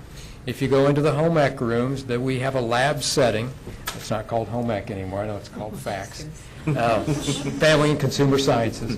But the lab setting is where we can allow our students, or where we promote the exercise or the application of what we do in the seats, in the classrooms, at the boards. The lab setting, the football field is actually a lab setting. That's where we allow our students, that's where we promote what we do in the classroom out on the field. It may be the PE classroom, but I would submit to you that in all those pieces up there that we have photographed, whether it's the tennis, the volleyball, or football, those lab settings provide places where we can practice and monitor and nurture things that are beyond academics. They're the values that we try to build within our students. That could be teamwork, it could be cooperation, it could be simply trying to be a part of something greater than yourself. This is the opportunity that we dedicate many of our resources to. And when I say resources, I'm talking about general fund, capital projects, various transportation funds. When we are actually putting a football team out there on the field, the coaches are paid from our general fund. The field is maintained through our capital projects fund, and transportation is provided through our transportation. Now, ticket sales also account for some of the uniforms and some of the equipment. So it's a very complicated, multi-level arrangement for putting some of these teams on the field or in the courts or in the pool or wherever they should be. But the most important piece is that in a lab setting, it provides us not only an opportunity for the students to apply what we stress in the classrooms, but it also provides an opportunity for us to monitor. And the very coaches who supported Mr. Fletcher's son to remain on the team came in and talked about how they go into the classrooms or go into the schools, and they monitor the performance of those students. They monitor through the files. They monitor with the teachers. They try to make sure that what they're doing meshes with what the teachers are doing. It's easier if you have a teacher who's a coach, like in the case of our football program. We have a series of teachers who are out there on the field every Friday night with those boys, and they're able to, during the week, work with the other teachers to make sure that everything meshes. There is school and there is teacher opportunity to extend themselves into the lives of these students through these extracurricular opportunities. And what we were trying to do as a policy review committee was to stress that relationship between the extracurricular activity and the classroom setting. That led us to 3 guiding questions, and that's where we're going to pick up our work session tonight. The 3 guiding questions that we came up with was, how does the policy support the goals? Now, there are 3 basic goals that the board set just this year. Those are over there on the side. But how does the policy respect the investment of our local taxpayers? I just talked about the various ways that we fund these extracurricular activities. And how does this policy promote the best interests of the schools and the greater Richmond area? So with those 3 questions, we're going to kick off the work session, and I would invite President Margison to begin this, but also to stress that we're looking for engaging conversation. A work session can be as structured as it needs to be or as unstructured as it needs to be. And I would suggest that we make this as informal as possible so that everybody feels that they can have a chance to speak. Now, those of you at the table have microphones and you can be heard. We need that to happen. Those of you who are sitting in these seats back here will need to come to the podium and make sure that you're heard through this microphone, and that way we can go back and review your comments for posterity's sake or for clarifying our policy. With that, I'll turn it over to Linda Morgeson. I was wondering, do we have like a portable mic that can be passed around? I know we've used that before. If it's charged, we can do that. Okay. So we'll check on that, and but obviously you're welcome to come to the podium if you would like to do that.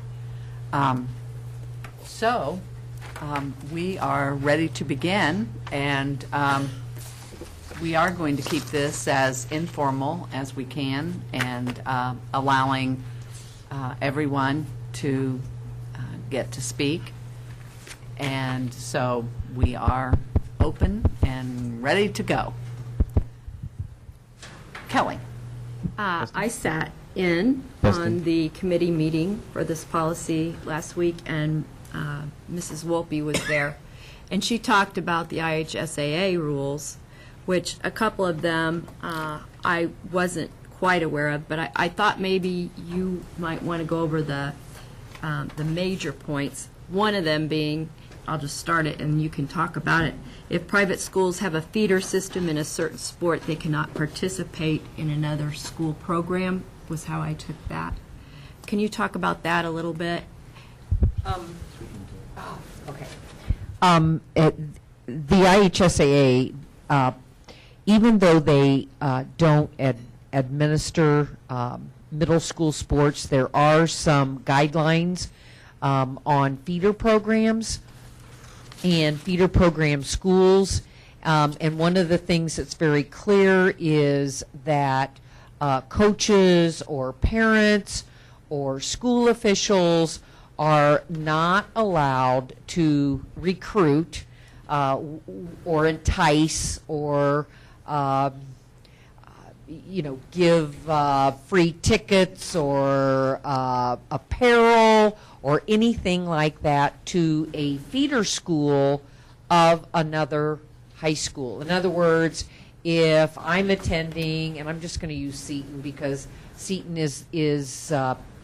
has a high school in our district, and so if I were a coach at Richmond High School, if I'm a parent of Richmond, I am not allowed to contact students at Seton Elementary because that would be considered recruitment by Richmond for a Seton student. Just like Seton couldn't approach our students that are enrolled in Richmond Community Schools at the intermediate or elementary level and recruit them to play on their teams. So that's the feeder program guidelines. Now we have some Seton representatives here, and Seton doesn't have a football team. Correct. So tell me how that point that you raised is pertinent in this conversation here tonight. Okay. One of the things is that, and again, because I was at the IHSAA on Sunday for another meeting and talked to one of the commissioners about clarifying some of this.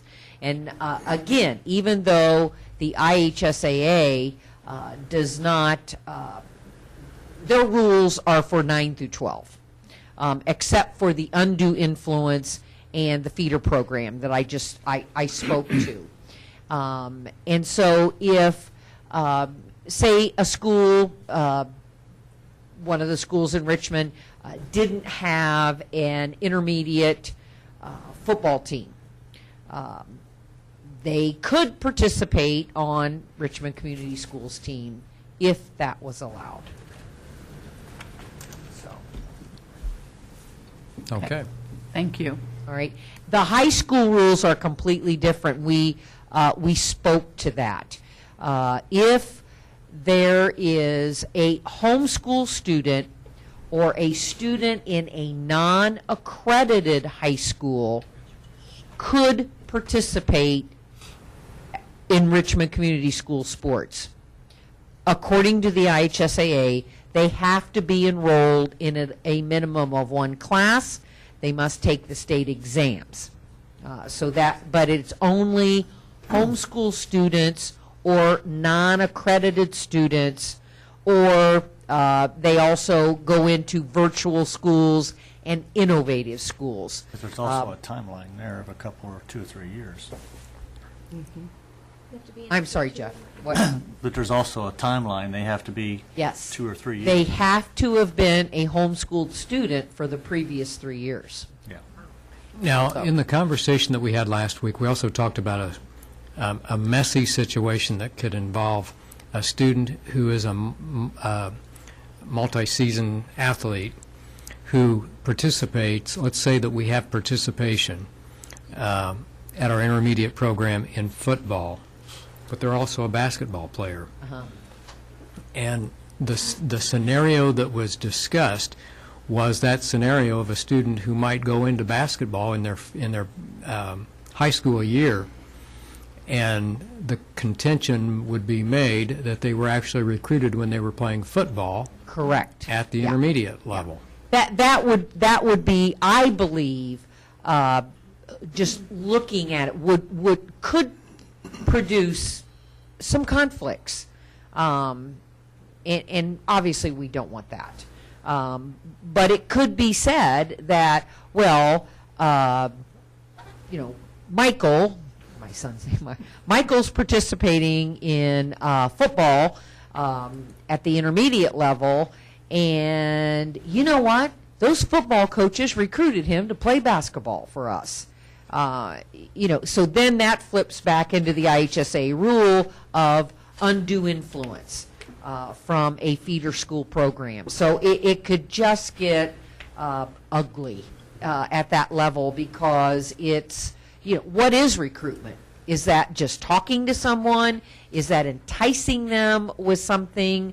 Recruitment is one of the biggest issues right now with the IHSAA because of open enrollment. And the IHSAA had over 4,000 transfers last year that they had to deal with. And multiple hearings where the IHSAA would say you were unduly influenced to move to another school. And so that is one of the things they deal with. And at a meeting Ray and I attended this Monday, there is a new rule in the IHSAA that says that if I, as a coach or an administrator in Richmond schools, and a family would come to me and wanted to talk about participating on a football team or a basketball team, I would have to say, we can only do this if you have enrolled in our school or have filled out and started the process of enrollment, to try to eliminate the things that Ray has alluded to about recruitment. Suzanne. Ray and Frank, if a student, if there is for example, a neighboring school thinks that the undue influence has happened, they can basically keep a student from participating just by lodging a complaint, can't they? That's correct. Oh, that is loud. That's correct. There's a process that is followed because there has to be a transfer exchange between both schools that is sent to the IHSAA. Let's just take an example. Say we've got a student that moves to Marion to play basketball, and we think that student was recruited by a coach or the city or someone there. Then what we would do is we would say, we believe that there was undue influence, that there was recruiting, and so we are challenging that. And then that would then go to the IHSAA to make a determination. I'm also wondering, because I know that oftentimes when we think of extracurricular, we think of just sports.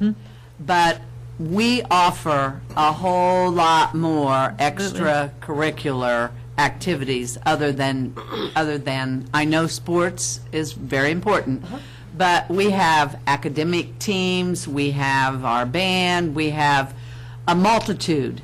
So this policy also covers those other extracurricular activities. And as you so well talked about the lab setting that our students participate in, and then the extracurricular activity is just an extension of that, really. So how would this affect, let's say, our academic teams? If someone wanted to participate on our one of our academic teams, or in our band program or choir programs, I don't know. How would that work? The way the policy reads right now, it would work only if they were Enrolled in credit course. part of the day. Right. Okay. And in music, the difference there is band can be taken for credit. Is that right? That's right. And so a student could enroll in band as a credit course and then participate in the extra parts that go with band, such as marching. Am I right? Is that what you're... Well, the way the policy reads, they could participate in the class. That would be one period.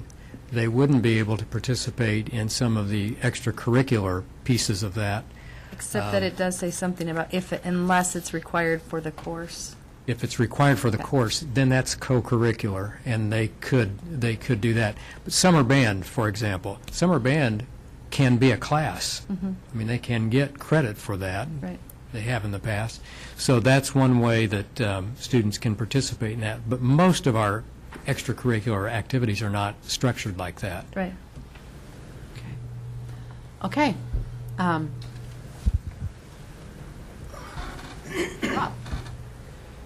There we go, it does work. Ray, to help back that up, everybody here knows the game of basketball, and being a referee, I saw it toward the end of my career, but here just lately, let's remember what the IHSA did to Aaron Gordon. He went from a very fine school corporation of North Central, very high academics, good grades, went to Cathedral. They saw no reason why he did that except for athletic purpose. They ex-nayed that. He now has to sit out a year. So with the new standards that the IHSA has put in, that stuff is going to help curtail the recruitment. And if I'm not mistaken, this could have affected, if this policy would have been in place a year ago, I don't know how this would have affected Zach Lett. Even though we do have better academics over there. Okay, I'm going to ask that we I'm sorry, I should not have, sorry. Thank you. My bad. I know, but if we could protect the names of our students. Right. that But would- thank let's you. remember with what IHSA did with Aaron Gordon. I can't say that name because that was publicly put out there in the Indianapolis Star. Okay, thank you. Susie? I have a question, Ray. What is the penalty on the student then who is inappropriately recruited? Are they have to sit out, or does the Yes. school or the team receive a penalty? It's the student. Okay. So, that seems odd because... The student would either have, the IHSAA would basically say they have limited eligibility, or no eligibility, or full eligibility. So they determine the student's eligibility when they have that hearing.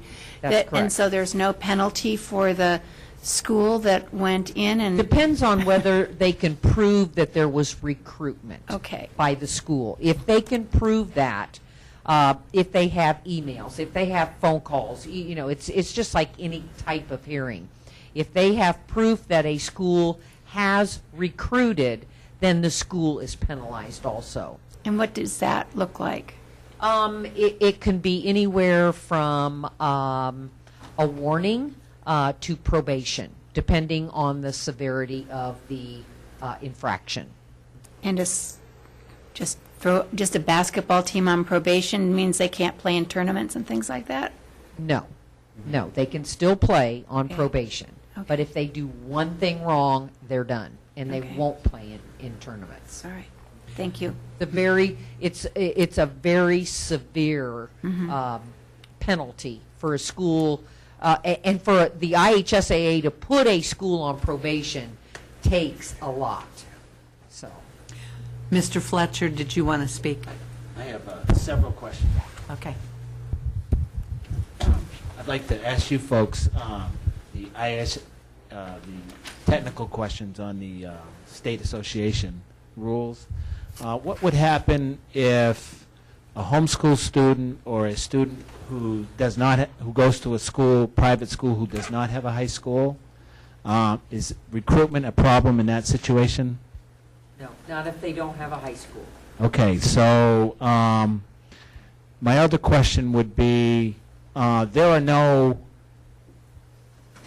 no state organization that would govern like band or choir or non-athletic programs, the same that the IHSSA does, athletics? There is an organization called ISMA that provides guidelines for music and choir, but it is not as, what do I want to say? Regulatory. As rigid as the IHSAA. So are there penalties for a kid who who wants to be in the band's a pretty competitive activity in this area? Are there penalties for someone who came from Centerville and decided to go to Richmond? Could there be a recruitment problem there and say now that student is? They don't, no. It's not not like sports then. No. No, Okay. sports is a whole different, just a whole different animal, as you want to say. I have found that I know that we have had students participate in summer band that were not Richmond Community School students, and that music association allows that. You have to send in some type of approval, because I've signed a couple of those papers. And So you would allow a non-enrolled student to participate like in the state band? in summer school. Summertime? Yeah, in the summertime. Okay, but they're not allowed to participate like in the fall activities or throughout the school year? Not unless they're enrolled according to the guidelines. Okay. That's not what our policy And we give summer, and because our band is a class in summer school, and anyone in the district, any student that lives within the Richmond Community Schools district can come to our summer school and take classes. We have students from a lot of schools in Richmond that come and take summer school classes. So But that is unique to summer school. is that a pretty normal thing, that band would be considered a summer class? I mean, I don't know the rest Band's of it. been a summer class forever. I've been here since 1983, and it's always been a summer class. Or one of the options for a summer class. So as far as, if you went to a local private school that does not have a high school, okay, and you sent the athletic director, the basketball coach, the football coach, whoever coach you wanted to do, and you went over there and say, hey, you can come and play on our intermediate program, okay, that would not be considered recruitment? No, not if they don't have a high school. Because that is not a if there's no high school, then that is not a feeder program for, Okay, so there is no feeder program. So at the intermediate, I don't want to beat a dead horse here. That's okay. At the intermediate program, homeschool students and who live in Richmond, I'm assuming that's a requirement, or would be a requirement. Within the district. Okay, or who participate. Well, no, that's not true. Yeah, right. Yeah. Okay, so you can take any students from anywhere? Is that okay? But anyways, homeschool students and students who attend a school who do not have a high school, it would not be a problem. So if the board decides they want to change this policy from what it's written here, they would not be running afoul of any rules if they would write that type of thing into this policy.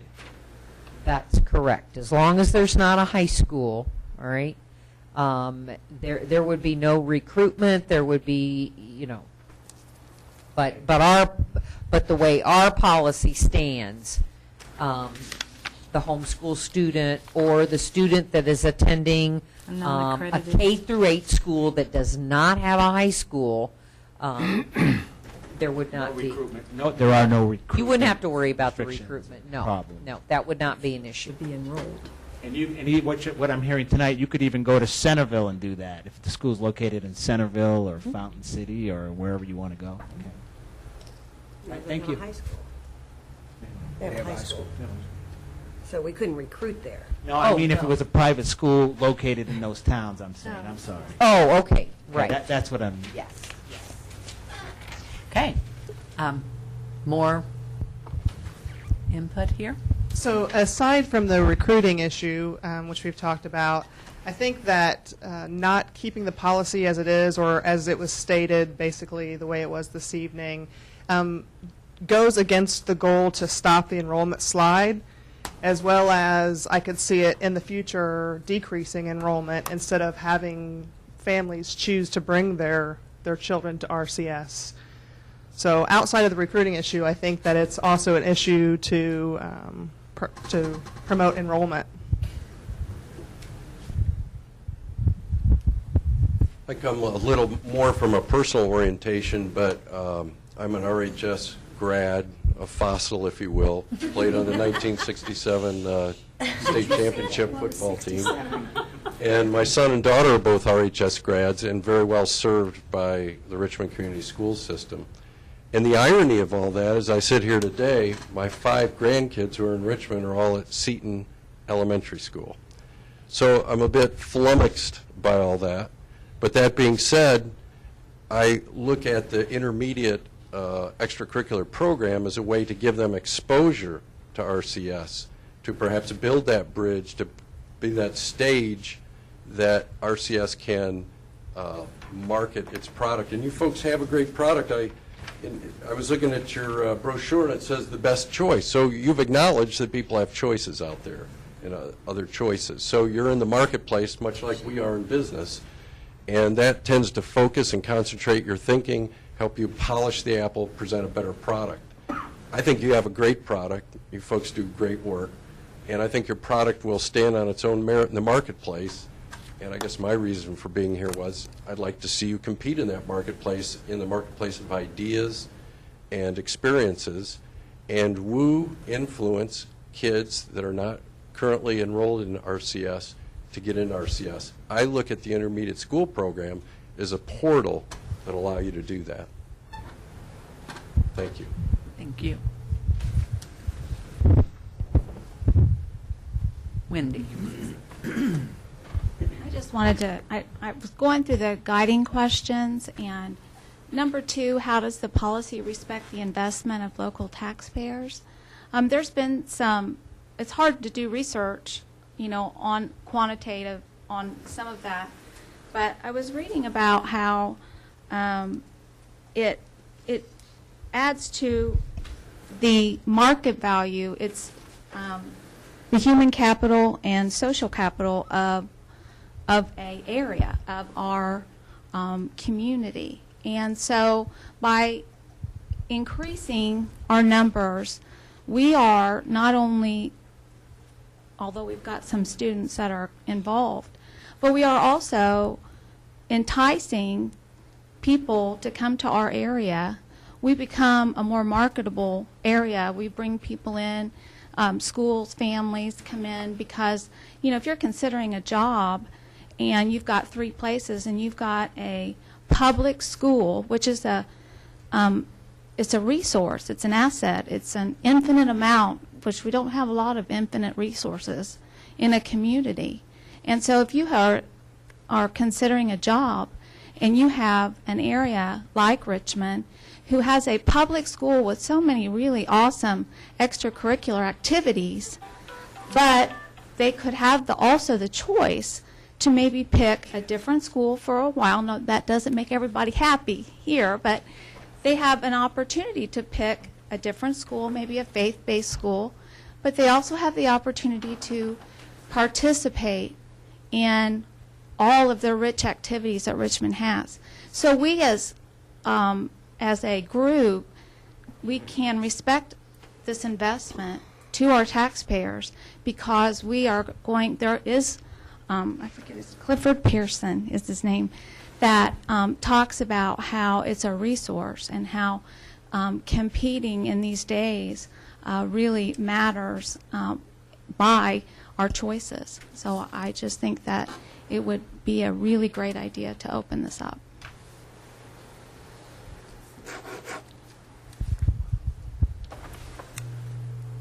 Don't be shy. Okay, thank you. I spoke last time briefly just as a parent, as a coach, as a former athlete, a Richmond High School grad, with a son that goes to Seton, who is athletic, and I hope that can play at the next level someday at high school and at college. But I remember at their last meeting, Brett Guiley was here, and he had mentioned a young man that was able to, I guess, I don't know if the policy had changed, but the policy at the time was a Seton student, was able to play athletics for Richmond Community Schools for Dennis, and then when he got to the high school level, played for Richmond, was tremendous, won state in wrestling, was an all-state football player.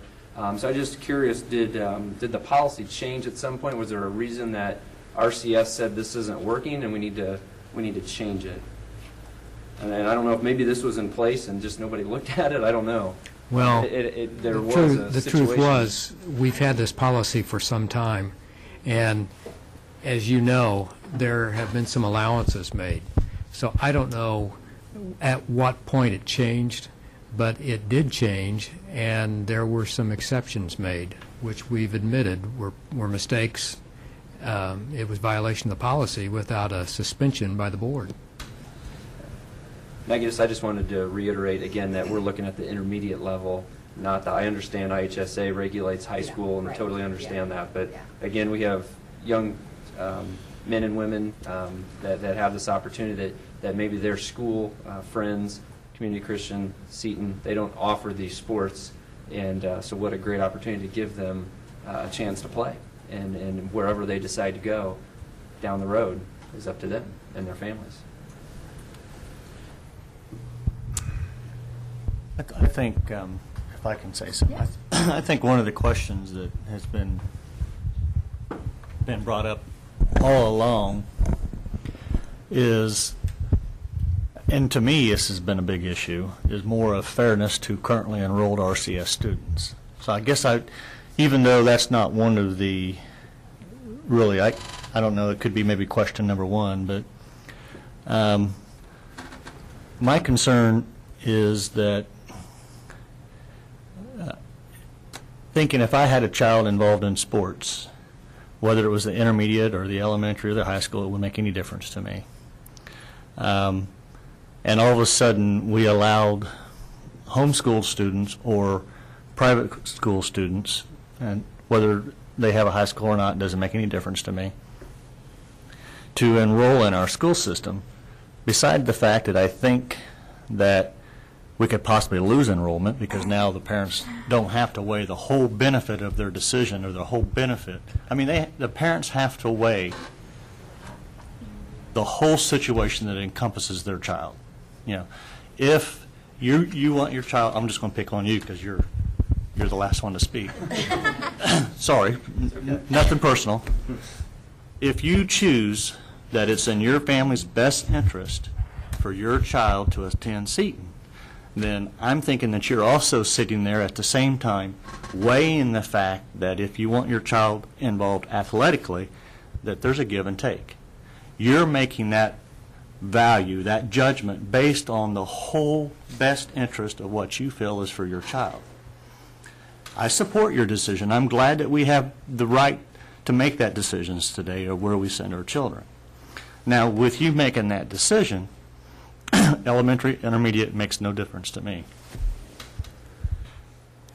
My son, and let's talk about football, we can put 22 people on a field to play football at one time.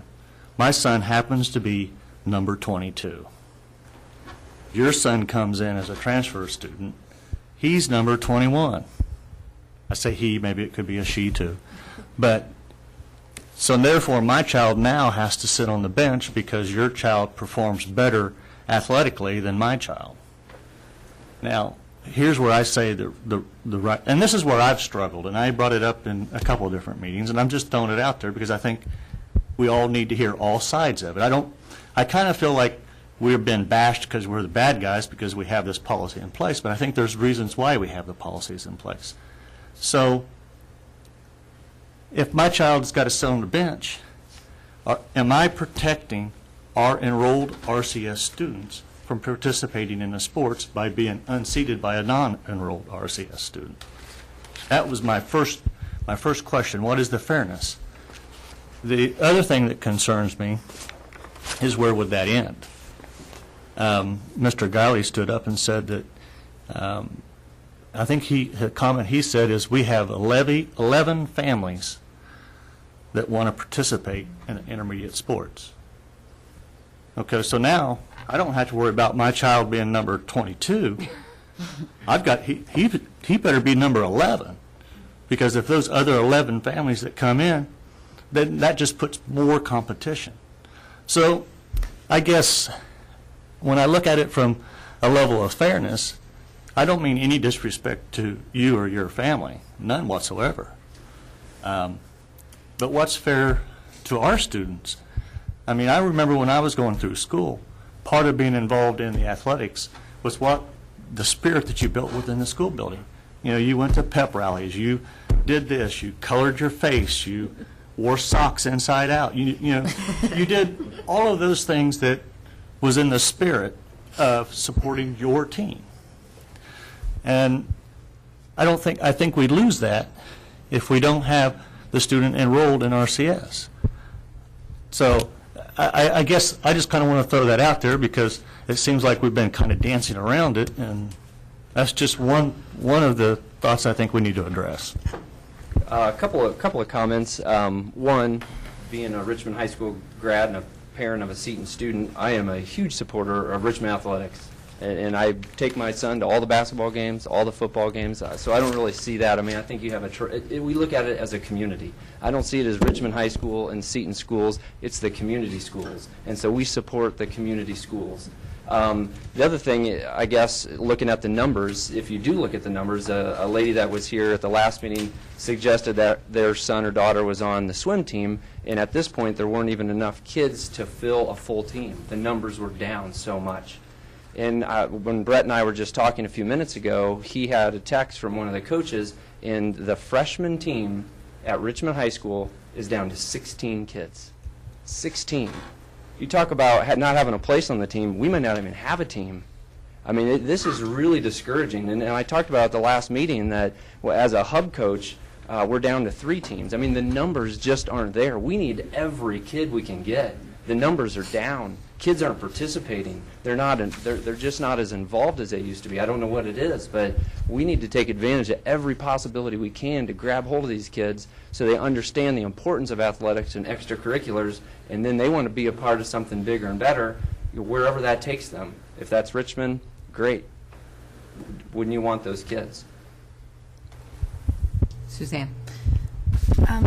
I want to talk just for a minute, or maybe ask a few questions about this idea of being competitive in the marketplace, because the difference between the gentleman that you spoke of, the past Richmond athlete, and now is that schools, public schools, no longer get minimum guarantees for enrollment. The money follows the child. So when a student does not enroll in Richmond Community Schools and they enroll elsewhere, the funding does not stay with Richmond Community Schools for that student. And so that changes the landscape a little bit on that, and no one really likes to talk. It's another one of those things no one really likes to talk about until they do. because it's many times, even our state legislature says public schools, you need to be competitive. You need to keep up with private schools. You need to keep up with the smaller schools. In fact, we're going to create an online school, and you need to be competitive with them too. And we're going to promote that online school, and we're going to suggest that you don't really need to go to a classroom. You can just get your education, and you don't need to do that. So, but in the meantime, the public school needs to be try to be competitive. What are you afraid of competition? I've heard that probably I don't know how many times in the last few years, and I know you guys have too. And so when you talk about being competitive in the marketplace, you talk about the things that this Richmond Community Schools has that sets it apart in the market. And some of the things that we have are those activities. And some of the reason why we can is because of the numbers we have. We are able to have strong programs in special needs, for example. Because we have the numbers that we have exceptional services for students with special needs. That's an advantage we have over other schools, public and private, in my opinion. We're able to have a host of AP classes that other schools probably can't offer because we are larger and we have really quality people.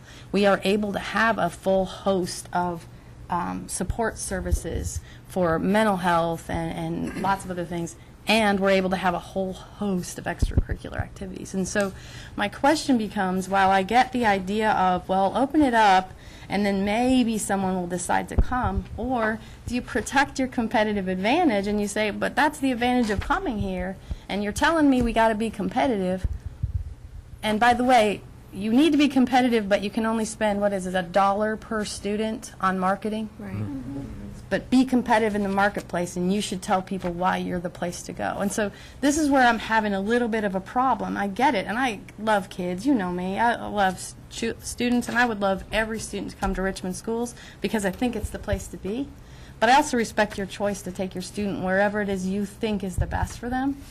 I'm just having a problem with be competitive, but let everybody pick which parts of what you have your competitive advantage. Let them pick which parts they want to use. So help me with that. I would love a suggestion how to get me past that. I don't know. Sorry. I don't know if I can get you past that. Mm-hmm. There is something to be said in my personal story, and I've shared this with you 100 times. For my son, in the short time that he was able to participate, that opened our eyes. Mm-hmm. Okay, that's a good thing for this place right here. Okay, whereas we weren't considering Richmond High School next year when it's time for him to pick a high school. Now we are. And I'd like to ask why. Why weren't you considering it before? I have 2 kids that go to Northeastern right now, and it was just very simple to slip them up right up to, because of travel concerns and all that. But there are some other things going on in the background I'm not going to discuss here. And we can, if you want to, I'd be glad to talk about that later. But I was just curious because you have said that a couple times. But when Nathan started becoming part of the football program, that opened my eyes a lot. Okay, and we started thinking, my wife and I, maybe he can go to, It's now made Richmond an option for next year, so that we're going to schedule a visit here. We're going to talk to whoever we have to talk to. We're going to. And you are a Richmond resident or not? I live in Richmond. Okay, so that's our personal story. I'm not going to say that applies to everybody. I'm like Brad over here. I go to all the basketball games here. I go to the football games. Just because I know a lot of the kids. And that's just why I do it. We send our kids to private school for a reason. Okay, I'm not going to discuss that here. Your choice. And I get your point. I mean, I get your point. I guess I get all your points, but if I could get you to see this point, that it is a competitive environment. You are looking for students. Okay, I mean, I think I'm saying something correct there. It's fair to say. This is a gateway. For us, it was a gateway, okay, where Now I'm realizing, hey, you know what? Richmond High School has a ton more AP classes in Northeastern. Okay? You know what? It's a lot bigger. There's a lot more things going on here. There are advantages. Okay? I like the small school, but I can see the advantage of it. We weren't thinking in that direction. Okay? Now we are. And all because my son was playing on a little old 8th grade football team.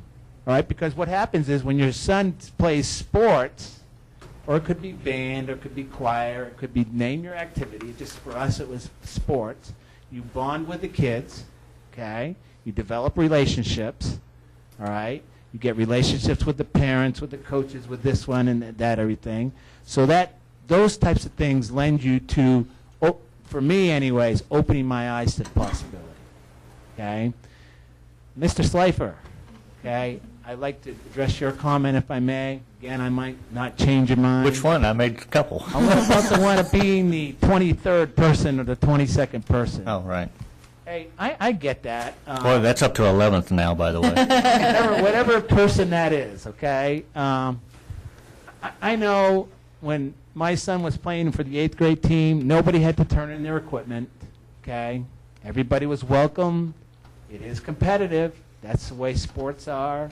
Okay, I have personal experience with that. At CCS, we open up our, we have a little basketball program. It's bare bones, okay? It's not like what you guys run here at the school. We opened it up to homeschool students, and my son sat the bench, and the homeschool students played. Be honest, you know, you hold your tongue, okay? But I understood. That's the way the world is. You know, if you're good enough, you're going to play. And it was actually good for my son, even though he sat the bench, that, you know, brought that more out of him. And that can apply to band, to choir, to whatever activity you want. So I understand your concern, okay, but I guess I'm asking for a bigger picture vision here. A bigger, you know, we are taxpayers, we contribute, okay? We don't take anything out. If you change the policy, I understand you don't give football equipment away for free. It does cost money. Ask for a fee. It's a reasonable request. Okay, whatever you have to do in that area. So that would be. And right now, for all of you, I have no skin in this game. We're done. You know, this whatever policy you change or don't change is not going to affect our family ever again, okay? Because we're going past that stage. So for kids like Brad's kids or whoever, you know, there's a lot of kids out there. I would say to you that just consider, okay? Consider. I don't know if this is set in stone. This policy right here, Dr. Borf, looks a lot like the old one with a few extra words put in, okay? And I understand that. But I would ask you to consider to change that to at least allow at the intermediate level, the high school level's a different animal. I don't even know how to address that. You don't even want to address that probably, okay? But at least the intermediate, elementary, intermediate level to allow whatever kids that want to participate in whatever program. You know, I know you have to work through the seating thing. They have a high school. I don't know. There's a will, there's a way. It can be done, I think. I don't know. I'm not an expert on this. But I would ask that you would change this to reflect my view and maybe some others' view on this. Or maybe not. Other people have different views. I don't think anybody loses anything. I don't think anybody gets hurt.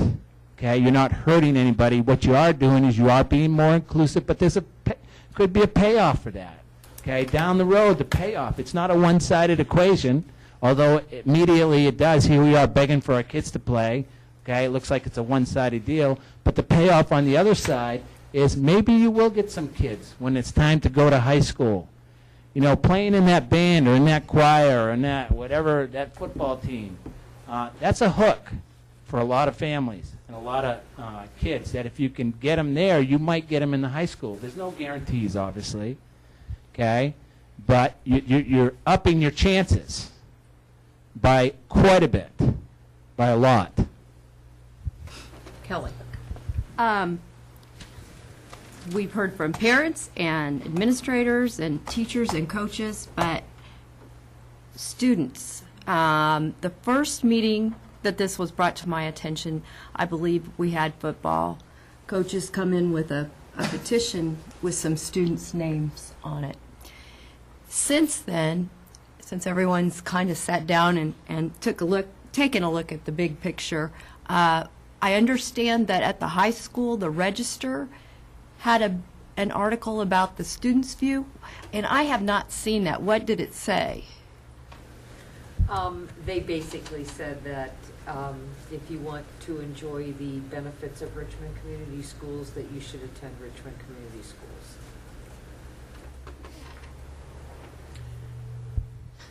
That's my question. So what, can I ask what that was again? What was student it? high school Like a petition newspaper. or? Just a newspaper. They poll. Oh, okay. They poll the kids on all kinds of things. Can I just Bethany. something? I'm just about to jump right on. We may be down 40, but there's 1,500 of us that have stuck with you, through thick and thin, reorganizations, new principals, and everything else. And I pay taxes too, and none of my kids are in extracurriculars. So how does that affect me? So I am not in favor whatsoever of it. I think that you can make the argument, the exact opposite argument, that your enrollment could drop because you allow it. And the parents that I have spoken to, I have not had one, other than Wendy, that disagrees with me, and people in this room, but out in the community. Thank you. Aaron? She's in favor of you're in favor of the policy, the way it's written, is that? That's what I'm saying. Yeah. Here's the story, and I'll get to my comment. Make sure you're on mic, Yes. Aaron. Your mic's kind of far away. I've been sitting quietly for about a month and a half in regards to this issue, and I'm reminded, several years ago I stopped somebody and wrote him a ticket for a violation. The person didn't live in Richmond, but that person and the individuals who were in the vehicle with them had just been here having dinner in town and shopping in town. And after I tried to explain the reason for the stop and for the reason that I wrote them the ticket, the person became very belligerent and upset with me because they did not feel that they deserved the ticket, even though that they were blatantly in violation of Indiana law, which I have to enforce. At that point, they said, "This is why I don't come to Richmond, because." And I said, "You think well enough of us that you would come and you would spend your money at our stores and at our restaurants, but you don't think well enough of us that you want to abide by the laws." And my thought of that is, we have a lot of people in this community and outside this community who like to slam us as a community, slam us as a school corporation because of perceptions out there. You know, perceptions that are guided by word of mouth. The word marketing was brought up earlier. We have individuals out there who like to entertain individuals who might come to this community, who look to come to this community, but will not offer our school corporation as the best educational opportunity here. Come buy a house in Richmond. You probably want to send your kids elsewhere to school because there are a lot of issues at Richmond Community Schools. And as a member, you know, of the Indiana delegation for school boards, I can tell you, Richmond, like Hamilton, Southeastern, like Fishers, like Muncie, like Indianapolis, like everybody else, has the same type of diverse problems. And we have a different complexion here in our community than there are in the other school corporations in our area, whether it be in this town or outside, because we have diversity here. And unfortunately, that diversity is what has scared off a lot of people, because I hear it every day when I'm on duty speaking with people, whether they come from this socioeconomic group or that group. It's, "I do not want to send my kids to school with those type of kids," or "there are too many issues over there." Well, as a graduate of Richmond High School and a former athlete here and a former coach here and a member of the school corporation as a board of trustees for the last 17 years, I can also say, even though times have changed, this is still the best educational opportunity, not only in this community, but East Central Indiana. That's not me speaking. That's what some of my colleagues in Indianapolis and around the state are saying. So, like I asked, or the lady making the comment when getting that ticket, first of all, I should say, I'm a firm believer in the right of education for every family, choosing it based upon family fundamentals, the beliefs of the family. I have people in my family who have gone to Community Christian, who have gone to Seton, who have gone elsewhere. So I'm a firm believer in the rights for families to choose where they want their sons or daughters to go. However, I also am a firm believer that when you make that decision, you also make that decision that you are going to get the complete package of what you're buying when you send them to this place or to that place. And comparative shopping, whether we call it marketing or whatever, the comparative shopping is if I send my kids there or if I send my child there, this is what their total educational package is going to encompass. Not just the classroom, but the extracurricular and those things that form the whole foundation of the total education. And it's too bad that we're talking primarily here about athletics, because that's only a part of the policy that we're discussing. It's only a small part of the policy. But it is what it is right now. We're talking about athletics. And so, my comment would be simply this. We are a great school corporation. And if you want your son or daughter to participate in band, choir, swimming, extracurricular lacrosse, understand that with that participation comes the AP classes, all the super advanced educational opportunities that they're going to get that they're not going to get anywhere else around here. So please, if you're going to come to my community and spend money at our stores and our malls, understand, appreciate the whole package of Richmond community, because there's so much more to offer than just football, basketball, or our shopping centers or our eating places. Thank you. Dixie. Well, I just wanted to say that I was appointed as a school board member of Richmond Community Schools. That's who I represent. I represent those teachers, those administrators, and those students. And through our mission and our vision, our belief statements, and our goals, they were set to help guide our students on pathways that they need to be on. And so we consider, or I consider, extracurricular activities as part of the total package for our students. And I hope that we are able to visualize and actualize our mission, vision, beliefs, and goals through the total package that we give our students here at Richmond. If those places are taken by others who have made another choice, I feel that is a disservice to the students that we serve. Also, in just reading over extracurricular activities, it is not a right. Equal access to public school activities has to be legislated. And there are 22 states, I believe, that have done that. Indiana is not one of them.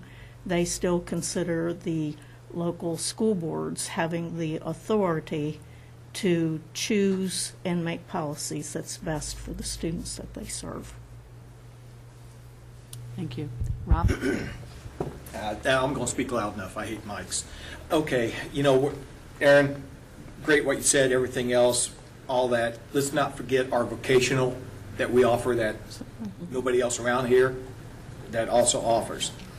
I guess, yes, I'm involved in athletics, and so is my boys.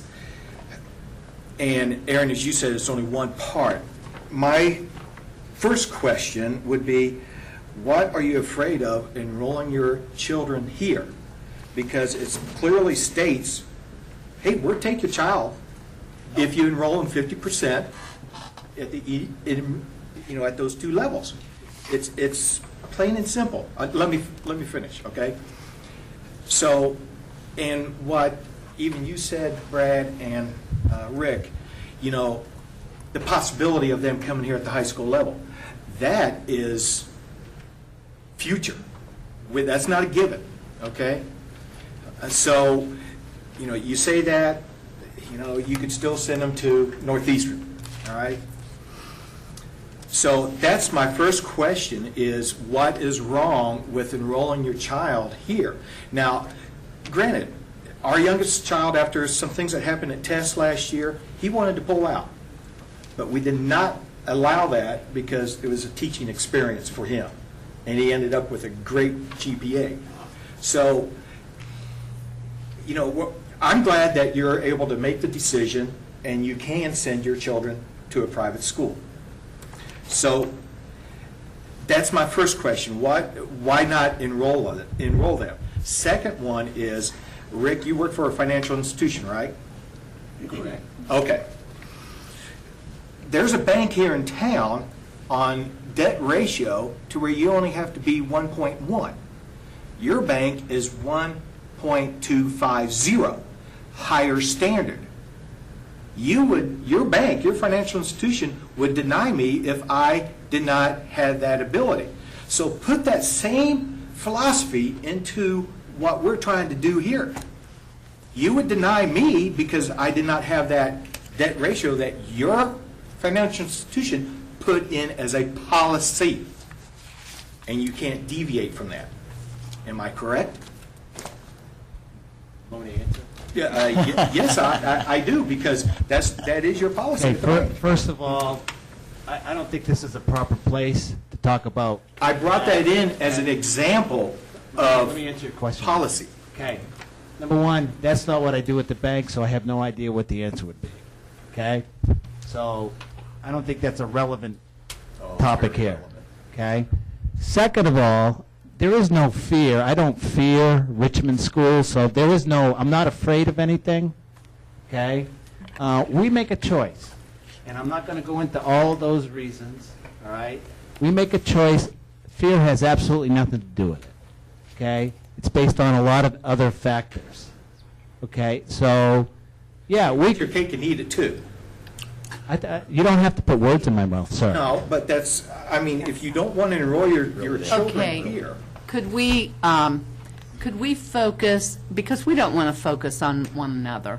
We want to focus on the policy, and we want everyone to be heard. And so does anyone have anything else that they would like to speak to as far as the policy, and that would focus on the guiding questions? I do have one question. Okay, Kelly. It was just to throw this out because I think we should look at all sides of it. Someone, I think it was Mr. Van Vliet, brought up like pay for play, and I know they do that at other school systems. Is that something that we should consider at the intermediate level? Do you think? Well, I don't think that it's the pay that is really, it's not the financial part that's really what we have been focusing on. I mean, that would indicate that, we need for our students or students coming in, it's okay that they come in as long as they pay us. But I don't think that's really been our focus. Well, and the with pay for this play policy. would entail all students too, our currently enrolled students. And that wouldn't. No, No. I think what she's saying is if you change the policy to include that a student who's not enrolled could participate, would it possibly help anybody if there was some financial, you said, A fee. It's yeah, a reasonable. whatever. What I Does was that help anyone get with that concept? Well, I guess speaking for me, that hasn't really been the issue. I would just like to say from a Title I perspective that that would be a huge issue of equity, because there would be students in non-public schools who could afford to pay, and there would be some who couldn't, and that would be a huge equity issue. Well, that's what I wanted to hear. I mean, I wanted to hear. I'm sorry, that's just where I I live. I said that's what I wanted. I mean, I wanted to hear the different sides, the different views on that. Yeah, what are the pros and cons of that? Because we Right. have heard that from people in the Right. community. Well, what if you just make us pay a fee, And and since then we're that'll looking take at care it of of now, we need to get those questions, out there and get them answered. Right. I think that's a different Pandora's box that would be opened up at this point, because, again, But I have had that question. I've heard it too, but again, you're going to have Like to that have, just fixes it. That's what I'm saying. and that's another discussion. Actually doesn't fix anything It creates a because bigger it problem. still is not supporting the Right, goals which is my point, yeah. and the vision and the mission of our school system. Seems like we'd be retaxing the taxpayers who are already paying the taxes for us to do what we do. Okay, anyone else wishing, Mr. Carr? Quickly, I'd like to represent some of the coaches in conversations that they've had with me, and some have emailed a number of you. I don't know that we have any coaches on our staff that right now would oppose changing the policy, for a couple of basic reasons. One, our coaches are hired to do what they do as well as they do it. And part of the evaluation process is having successful teams. And there are very few of our coaches that are,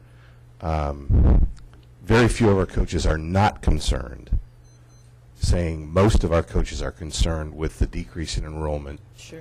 And the sizes, particularly of teams that are numbers driven. Football, cross country, track, other programs, swimming, that you can have as many people involved and you don't get to that cut level that Jeff talked about. I understand, and I think they all understand, the different sides of the story, but I wanted to make sure that I represented their thoughts, that they believe that allowing non-Richmond Community School intermediate age student athletes to participate would be a benefit to their programs down the road as an opportunity to drive numbers. But they do understand the issues that have been very well articulated here tonight. Thank you. Anyone else wishing? Just clarification that Okay. the existing policy that we have, including this, does allow the participation with the stipulation, though, of the enrollment. So, we are not denying in any sense, anyone the ability to participate with us. It's just as the policy that has been in place, I believe, since 2010, does allow, shall enroll in for participation that is at the intermediate level. So the opportunities are still out there. Well, and we're not even asking that they enroll full-time. No. As long as they're enrolled 50% of the time. Susie? I think it's unfortunate that I think this conversation is symptomatic of a real big change in our community. And our community has lost a lot of people who used to volunteer, help coach youth teams. We had much larger participation in RYSA and Little League and all kinds of things like that 15, 20 years ago. And we've had a shrinking population in our community, and a lot of the people that we have lost are the people who used to step up and lead the Cub Scout troops and coach the teams and serve on nonprofit boards and volunteer. And I really believe that this conversation tonight is more symptomatic of their changes in our community that need to be addressed at a community level than and the people that have been in touch with me at least have expressed that they're concerned because they're not sure that it's the school's job to fill that gap. And I would ask for more input from more people to see what others also think about this. But I do think, and I know that you all are very active in trying to fill some of those gaps. And I think it's a wider community conversation that needs to occur, because we do need to have those opportunities for our kids. And my kids went through Richmond schools, had a wonderful time. They're more the age, maybe even older than you are. But there were so many more things for them to participate in beyond the school system than there are now, and that's a sad state of affairs. And I think one of the things we need to grapple with is, yes, there's a need. How can the community fill that need, and what's the school system's role in that? Anyone else? I want to give everybody the opportunity to say the last word, if you so choose. Anyone else? I just say thank you guys for coming. Yes. I think that's great. I wish we could have had more, but I do appreciate you spending the time to come out and chat with us about it. Yes, I want to echo that. I want to thank everyone. I think that people spoke with passion, and sometimes it's difficult to sit and listen to other people's opinion when that's not your opinion. And so I think that we had a terrific conversation tonight, and I wholeheartedly appreciate that conversation. And that helps us to formulate our opinions and to ready ourselves for the policy that will be coming to us to adopt on behalf of Richmond Community Schools. So I truly do appreciate each and every one of you coming and telling us how you think and speaking with passion and conviction. So we will close our work session and go into public commentary. So if there is anyone wishing to say more, this is your opportunity. I have some people's names listed here. If anyone wishes to fulfill that commitment that they made earlier, or if they wish to. They may have already thought they did. They've all spoken. I think everyone's spoken. Okay, so we will move on to board reports and old business. To the board members themselves, information has been received that there are some opportunities in November for a retreat. We have some days. It looks like the 17th to the 19th. Those 3 days are open, and we would like for you to look at those and get back with us as soon as possible. You'll be hearing from Allie so that we can commit to the facilitator. How many days are we talking about? Just one. Oh, okay. We have to land on one of those So that's days. Monday, Tuesday, Wednesday. Those are the days that are open. Okay, what's the dates again? 17th, 18th, 19th. Is she sending us a Moodle, or is that what you call it? Would you do that, Ally? Are we talking day or evening or? Could you give us the time frame? Well, you need 4 hours. And so what we were thinking was it could be early afternoon, it can, whatever works for you. So let's talk about our time frame here. So it can be from 3 to 7, 4 to 8. I'd hate to go much past 4 because that puts us I would vote 4 to 8 myself. But Me too. That sounds good. 4 to 8.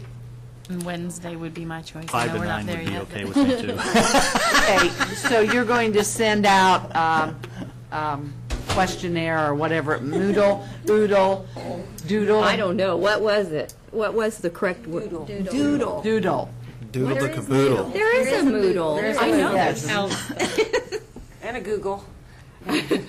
Moodle's different. Okay, a doodle will be arriving to each of us within the next, tomorrow, within 24 hours. Dixie. It also must include a review of corporate values, beliefs, mission, and vision, which we've already done, but we're going to have to make sure that it's in the agenda. And We can do that. And I need an agenda. Okay, we will Okay. ensure that you receive an agenda. If she's doing that for us, we'll do whatever she says. She and Susie are working So hard. far, it's this thick. Okay. So the 19th is a Wednesday, okay. Well, 19th of we will, November. yeah, 17th, 18th, and 19th. Those will be the choices When is this? that, It's not, A Thursday. it's 27th. not the 19th. The 27th. But we usually have our meeting during the day. On the 26th. Is that when In Thanksgiving is? November, we It's have on our a school board Monday. meeting on Monday, Okay. the second one. Okay. Is it at the regular time or in the daytime? It would be at the regular time. And what is that date? 24th. 24th, okay. Oh, that's right, 'cause the 26th. okay, so we will. Well, let me ask, I keep hearing Wednesday. Is Wednesday open? Is that the Yes, Wednesday there's before no board Thanksgiving? meeting, it's the third I just third tend to Wednesday. keep But are we Wednesdays are we in because- school on Wednesday? Don't we have school off on Wednesday? No, this isn't Thanksgiving. This is the week before. It's the week before. It's the third Wednesday, the 19th. That doesn't affect us. If that works for everyone, then that keeps us on Wednesday. Without a. You have Aaron has a conflict. Oh, Aaron. I'm sorry. So Your conflict. we know that 5:30. Aaron has a conflict on Wednesday. Okay. So Do the doodle. if we could do the Sounds like Monday it. or Tuesday thing. Do the then- doodle, I may be able to that ask my doodle other that you do board if so we well. can move our meeting from that night to another informal night, so. Do the doodle with your noodle. Kid caboodle. Okay, the other, you have anything else? No. The one thing that I wanted to speak of is we had committed, and we need to continue with our success committee. We did last spring, we did the internal part of the success committee we did some rearranging of our board meetings and what we do at our board meetings. Our video showcases are a part of those changes. We changed the time of our board meeting. We have our Joy of Learning celebration. So we did several things that was internal. And we decided to break that committee into two parts, focusing first on the internal, and now we need to focus on the external, so the community part. So I have asked Dixie to chair the Success Committee. Does Jim know that yet? She has willingly agreed. I did. Yes, yes, willingly agreed. And so, hopefully, there will be, that is a board committee, and so hopefully we will be able to get a date soon to at least begin organizing that committee. And it might be that we meet first as a group to kind of set the guidelines and expectations, and then go from there. So anyway, that will be another meeting that you will have an opportunity to participate in. So anyway, I just wanted everyone to be aware of that. So is there anything else on board reports, old business? Oh, I did have a question. Okay. And this may be premature and may not affect us at all, but I read in the paper today, Dr. Borf, about the Head Start program losing some funds. I didn't know what percentage of funds they actually. That was Casey. Casey lost some funding. Right, but they fund They do. Head Start. But they. No but dollars. The Head Start funds are separate from what they lost. Okay. They're just the umbrella for Head Start. Lost their administrative funding. We don't know what kind of impact that has on Head Start. I'm sure we'll be hearing about that, but right now I can't even address that question. Okay. Good question, though. Okay, we are ready to preview our upcoming meeting and event. Among the items on the next agenda will be the 2265 first reading, and exactly what form that will take, it's too soon to tell right now. But we may also, Kelly McDermott and I have talked about this tonight, we may have a contract to be ratified. I hope we can say that.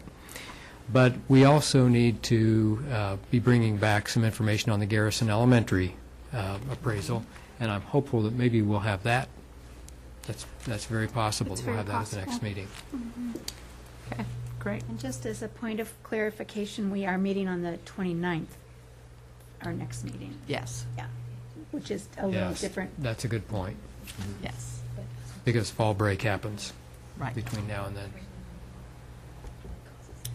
Okay, press conference. Anyone from the press have any questions? Oh, thank Okay. Okay. Okay, then we are ready for adjournment. Thank you, everybody. Susan, the issue is, what's that date that you said? The issue is October. No, I meant when Susie and I were meeting. The 22nd. Kid never rode the bus. 22nd. That was a great. Hungry. That is about the best thing I've seen from her yet. But that was very great. appropriate. That was a Great. yes. There's that two. was, One is there. I think they're doing. I thought that was very complimentary pictures and profession. Or not during summer, but or when you don't. Yeah, I thought that was I need really to ask you a question. I don't know. I just Could I just